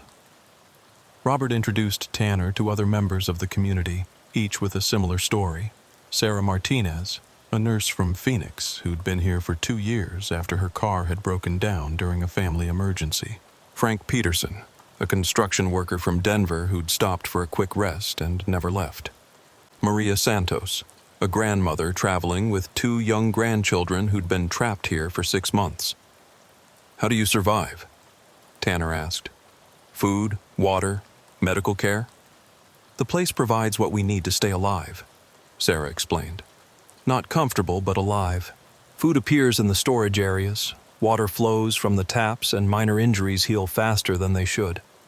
It's like this place wants to keep us here indefinitely. But why?" Sarah's expression grew troubled. "We've developed theories over the years. Some people think we're dead and this is some kind of purgatory. Others believe we've crossed into a parallel dimension where normal physics don't apply. A few insist that we're being kept here by some kind of intelligence that feeds on human presence. What do you think?" I think we're trapped in a place where the normal rules of reality don't apply, and questioning why is less important than learning how to survive. Sarah led Tanner on a tour of the rest area's hidden infrastructure. Behind the main buildings, the survivors had created gardens using seeds and soil that had appeared mysteriously in the storage areas. They'd established workshops for maintaining their clothing and improvised tools. They'd even created a school area where the children continued their education using textbooks that had somehow materialized in the abandoned facility. The hardest part isn't the physical survival, Sarah continued. It's maintaining hope when every day is exactly like the one before. Some people give up and just wait to die. Others become obsessed with escape attempts that never succeed. The ones who survive are those who accept the situation and focus on building a life within these constraints. But it was Frank Peterson who showed Tanner the most disturbing aspect of their situation. Near the rest area's eastern boundary was a section of chain-link fence that had been reinforced with additional barriers and warning signs created by the survivors themselves. "Don't ever go beyond this fence," Frank warned, "especially not at night. What's out there? Things that hunt people who venture too far from the buildings. We've lost 17 people over the years to whatever lives beyond the fence. They go out there thinking they can find another way to escape, and they never come back." Frank pointed to a collection of personal belongings that had been arranged near the fence. Shoes, wallets, jewelry, and other items that had apparently been left behind by people who'd disappeared. "We find their belongings scattered around the perimeter, but never the people themselves. Sometimes we hear them calling for help after dark, but we've learned not to respond. Whatever's out there uses their voices to try to lure more victims." "What kind of things?" Frank's expression grew haunted. "We've never seen them clearly, but we've caught glimpses. They move wrong, like they don't understand how human bodies are supposed to work. They make sounds that might be attempts at human speech, but the words are all scrambled, and they're always hungry." As afternoon approached, Tanner joined the community's daily routine. Water collection from a well that shouldn't exist, food preparation using ingredients that appeared spontaneously, and maintenance work on structures that seemed to repair themselves when no one was looking. But it was during the community meeting that evening that Tanner learned the most disturbing truth about their situation. "Every few months, someone new arrives," Robert explained to the gathered survivors. "A traveler who stops for rest or because their vehicle breaks down. They always react the same way you did. Disbelief, escape attempts, gradual acceptance that they're trapped here." "But I've been counting the abandoned cars," Tanner said. "There are at least 50 vehicles out there, but only 44 people in this community." The group fell silent, and several people looked uncomfortable. "Not everyone who stops here joins the community," Maria Santos said finally. "Some people refuse to accept the situation.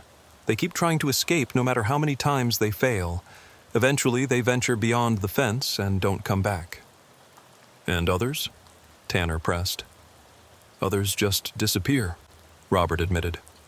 "One day they're here, participating in community activities and helping with daily tasks.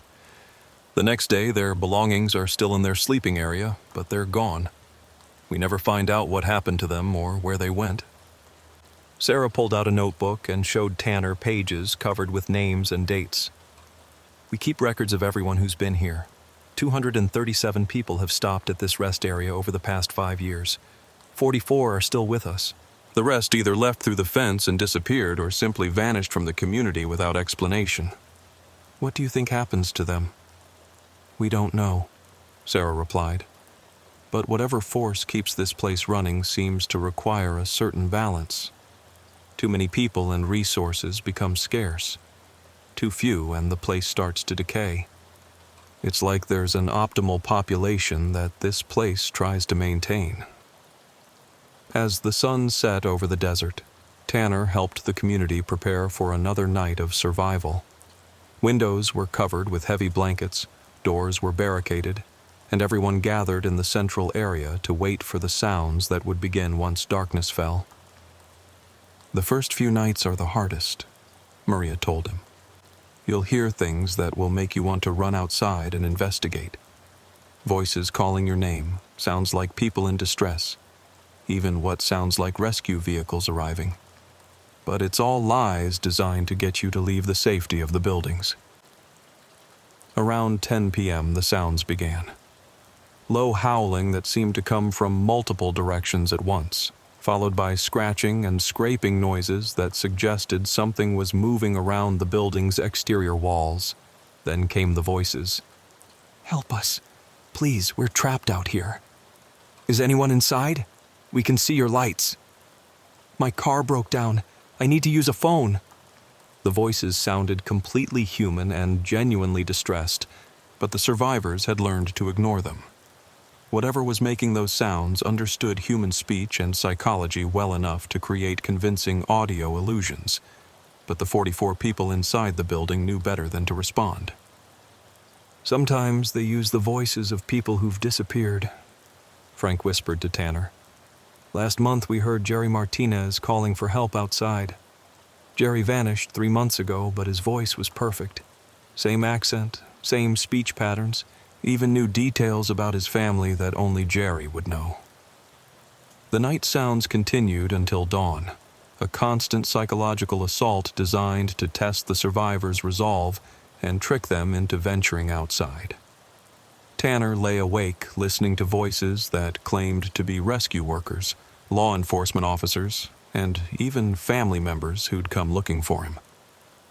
But as the first light of dawn began filtering through the covered windows, Tanner realized that his situation was even worse than he'd initially understood. He wasn't just trapped in an abandoned rest area by some unknown force. He was imprisoned in a place that actively worked to reduce its population through methods that were both subtle and terrifying. The question wasn't how to escape. The question was how to survive long enough to figure out what this place really was and why it collected travelers from America's loneliest highway. Outside the barricaded buildings, something that sounded like his dispatcher Sharon was calling his name and asking why he hadn't checked in with his delivery schedule. But Tanner had learned enough in one night to know better than to answer. By his 7th day at the rest area, Tanner had begun to understand the rhythm of survival that governed the community of trapped travelers. Wake before dawn, secure the perimeter, distribute resources that appeared mysteriously in storage areas, and prepare for another night of psychological warfare against forces that seemed designed to reduce their numbers through attrition. But it was on the 7th night that Tanner learned the most disturbing truth about their situation. He was helping Robert Chen inventory their food supplies when they heard something that made everyone in the community freeze with terror. A child's voice calling from somewhere beyond the fence. "Mommy, Daddy, where are you? I'm scared." Maria Santos immediately moved toward the barricaded entrance, her face showing the kind of anguish that only a parent could understand. "That's Elena," she whispered. "That's my granddaughter's voice."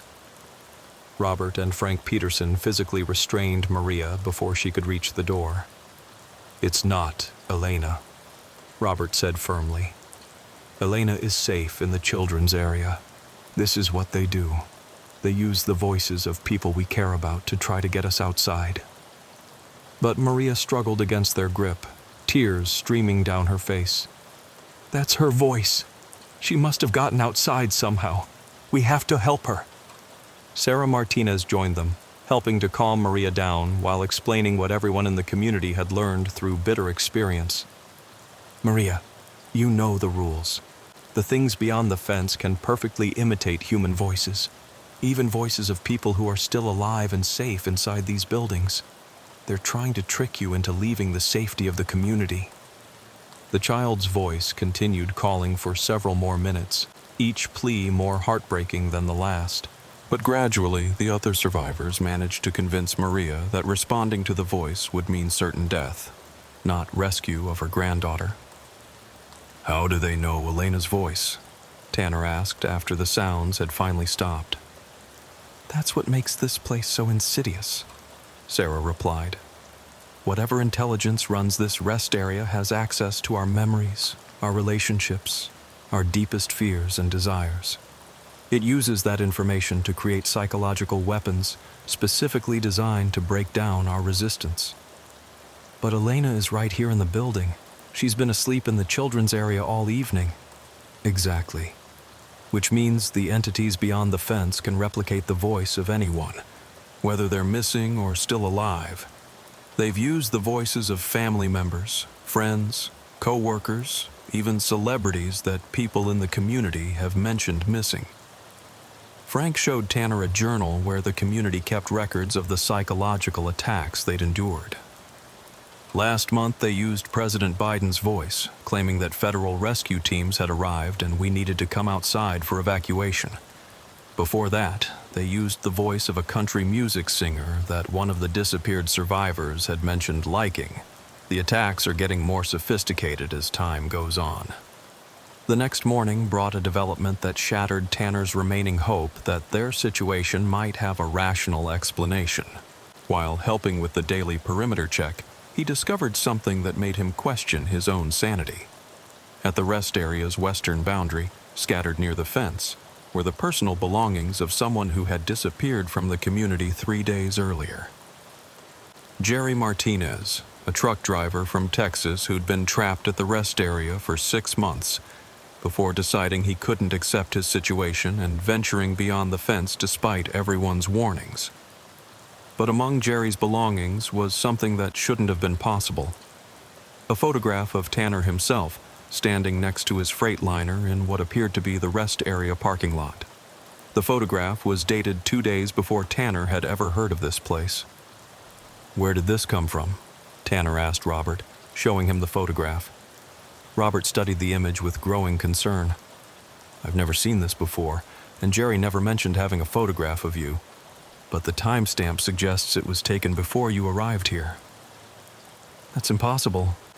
I'd never been to this rest area before last week." "Nothing here follows normal rules of causality," Robert replied. "Time doesn't behave the way it should.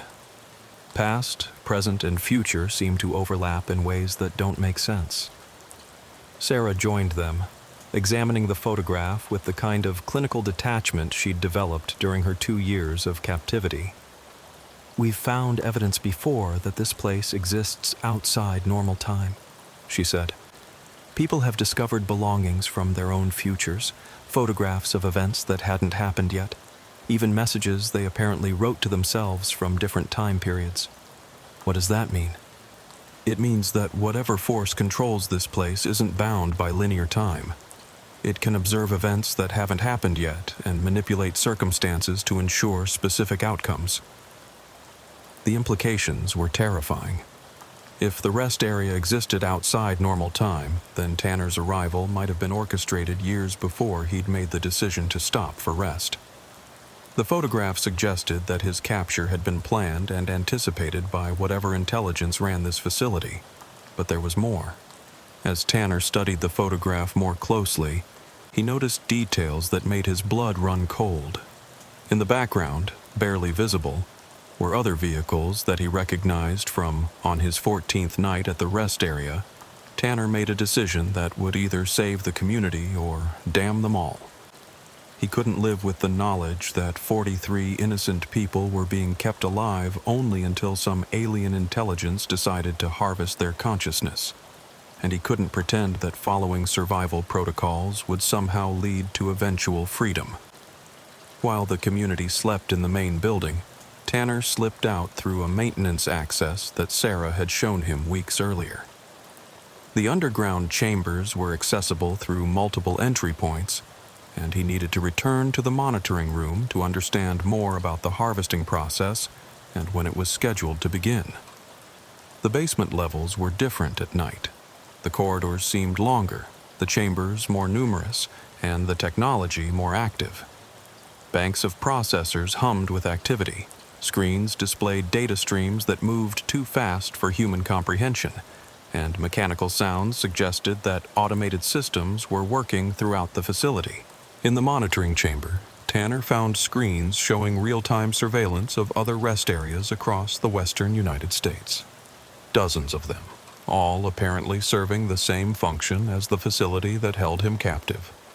Each showed communities of trapped travelers, ranging from small groups of fewer than 10 people to larger populations that exceeded 100.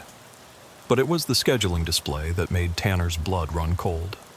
According to the automated systems, the Nevada rest area was scheduled for full population processing in 72 hours. Every member of the community would be harvested simultaneously, their consciousness extracted and stored in the energy banks that powered the facility. Worse, the scheduling showed that Tanner's arrival had triggered the harvesting countdown. His capture had provided the facility with whatever component it needed to begin the final processing phase. As Tanner studied the displays, trying to understand the technology and find some weakness he could exploit, he became aware that he was no longer alone in the chamber. A figure stood in the shadows near the entrance, watching him with inhuman stillness. "You weren't supposed to find this place," the figure said, moving into the light with movements that were too fluid and precise for human physiology. The being appeared to be female, but her features were wrong in subtle ways that made Tanner's primitive survival instincts scream warnings. Too perfect proportions, eyes that reflected light like those of a nocturnal predator, and skin that seemed to absorb rather than reflect the ambient lighting. "What are you?"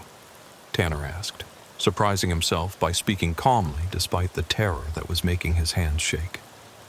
"I am a curator," she replied.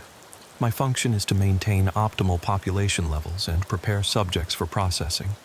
You have disrupted established protocols by accessing restricted areas. The people upstairs think they're survival. They don't know they're just being stored until you decide to kill them." The curator's expression didn't change, but her head tilted slightly in what might have been curiosity or confusion. "Death is inaccurate terminology. Consciousness extraction preserves the essential components of human experience while eliminating biological inefficiencies. The processed individuals continue to exist in enhanced form." She gestured toward the storage units that contained swirling clouds of light. "These are your predecessors. They have been integrated into the facility's operational matrix, where they serve important functions in maintaining the network of collection points across your continent. You're turning people into batteries. We are preserving human consciousness in a more efficient and sustainable format. Your biological bodies are temporary vessels. The consciousness extraction process allows for indefinite preservation of your essential selves." The curator moved closer, and Tanner could see that her clothing and general appearance were constructed from materials and patterns that weren't quite right, like a perfect copy created by someone who understood human appearance but not human nature. "The harvesting begins in 72 hours, Tanner said. "What happens if I try to warn the others?" "Warning them would serve no productive purpose. The processing schedule is fixed and cannot be altered by human intervention. However, your knowledge of restricted information requires immediate resolution." Tanner realized that he was about to become the next person to disappear from the community, processed ahead of schedule because he'd learned too much about the facility's true purpose. But as the curator moved toward him with predatory grace, he noticed something that gave him a desperate idea. The monitoring screens showed surveillance feeds from dozens of rest areas, but they also showed the facility's power distribution network.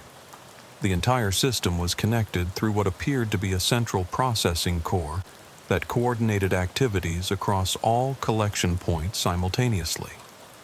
If he could disrupt that core, he might be able to shut down not just his own facility, but the entire network of rest areas that were capturing travelers across the western United States. "I want to make a deal," Tanner said quickly. The curator stopped moving toward him, her predatory stance shifting to something that might have been interest. "Humans do not possess anything of value to offer in negotiations. I know something about your network that could help you optimize the harvesting process, information that could increase your efficiency and reduce the risk of discovery by my government." It was a desperate bluff, but the curator seemed to consider his words.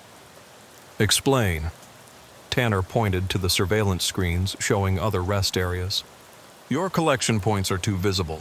Government agencies are starting to investigate the pattern of disappearances along major highways. If they discover what you're doing, they'll bring military forces that could disrupt your entire operation." The curator moved to the monitoring displays and began accessing data streams that scrolled too rapidly for Tanner to follow.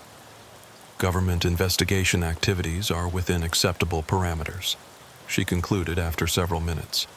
"Human law enforcement agencies lack the technological capability to threaten network operations.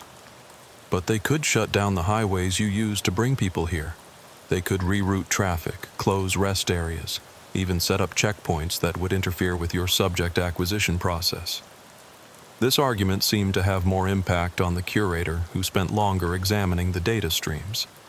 "Explain your proposal." Tanner moved closer to the central processing console, hoping to get within range of whatever controls might allow him to disrupt the system. "Help me understand how your network operates, and I'll help you develop strategies for avoiding government detection. I know how human transportation systems work, how law enforcement thinks, how to make your collection process more subtle and sustainable." The curator studied him with those inhuman eyes, and Tanner could almost see her calculating whether his offer had any genuine value. "Your consciousness will be extracted in 72 hours, regardless of any information you provide. What benefit do you expect to gain from this negotiation?" "Better treatment for the people upstairs. Let them live out natural lifespans instead of processing them prematurely. They're not going anywhere, so why not let them have a few more years of biological existence?" It was another lie, but one that might buy him time to find the system's weaknesses. "Acceptable," the curator decided. "You will provide consultation on network optimization strategies. In exchange, the 43 individuals in the surface community will be maintained in biological form for an additional period before processing." The curator led Tanner to a different section of the chamber where the central processing core was housed. The technology was beyond anything he'd ever seen, a combination of organic and mechanical components that seemed to pulse with their own internal rhythms. "This system coordinates activities across 147 collection facilities throughout your continent," the curator explained. "Population processing, subject acquisition, resource distribution, and consciousness integration are managed through centralized algorithms." As the curator demonstrated the system's capabilities, Tanner began to understand the scope of the operation he was trapped in. Tens of thousands of people had been processed over the decades, their consciousness extracted and converted into energy that powered an infrastructure designed to capture even more victims. But he also began to see weaknesses in the system.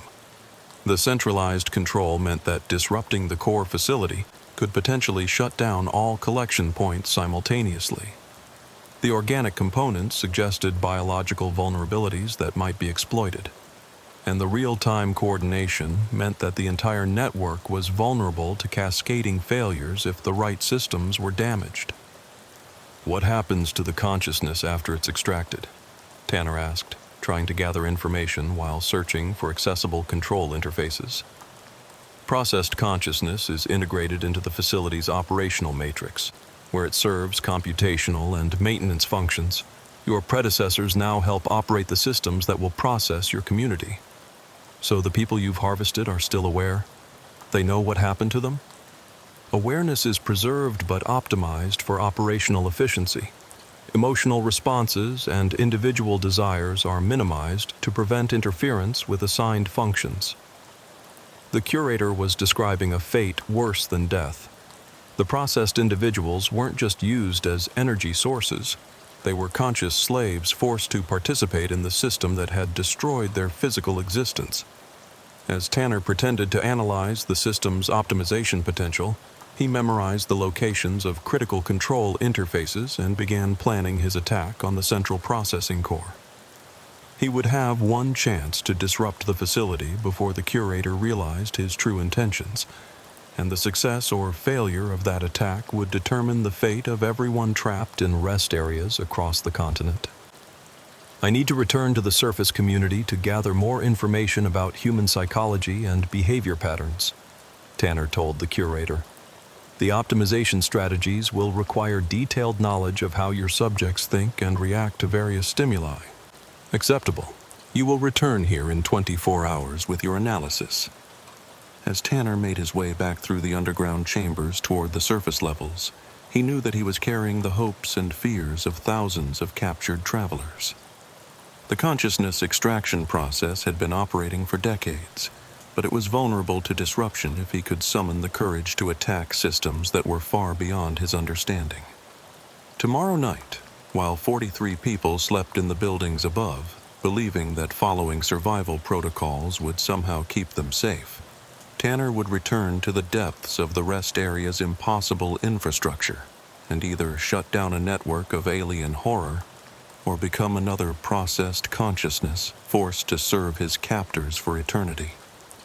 Above him, the Nevada desert stretched away under a canopy of stars that had been watching over similar atrocities for longer than human civilization had existed. And somewhere in that vast emptiness, automated systems were already selecting the next group of travelers who would find themselves stopping at rest areas from which no one ever returned. The harvest was coming, but Tanner Boyd was no longer willing to be a passive victim waiting for processing. Tomorrow would determine whether human courage and desperation could triumph over technology and intelligence that had been perfecting their predatory systems for centuries. Outside the main building, the nightly sounds began right on schedule. But for the first time since arriving at the rest area, Tanner wasn't listening to the voices beyond the fence. He was planning the attack that would either free every captive consciousness in the network or add his own awareness to the systems that powered humanity's nightmare on America's loneliest highways.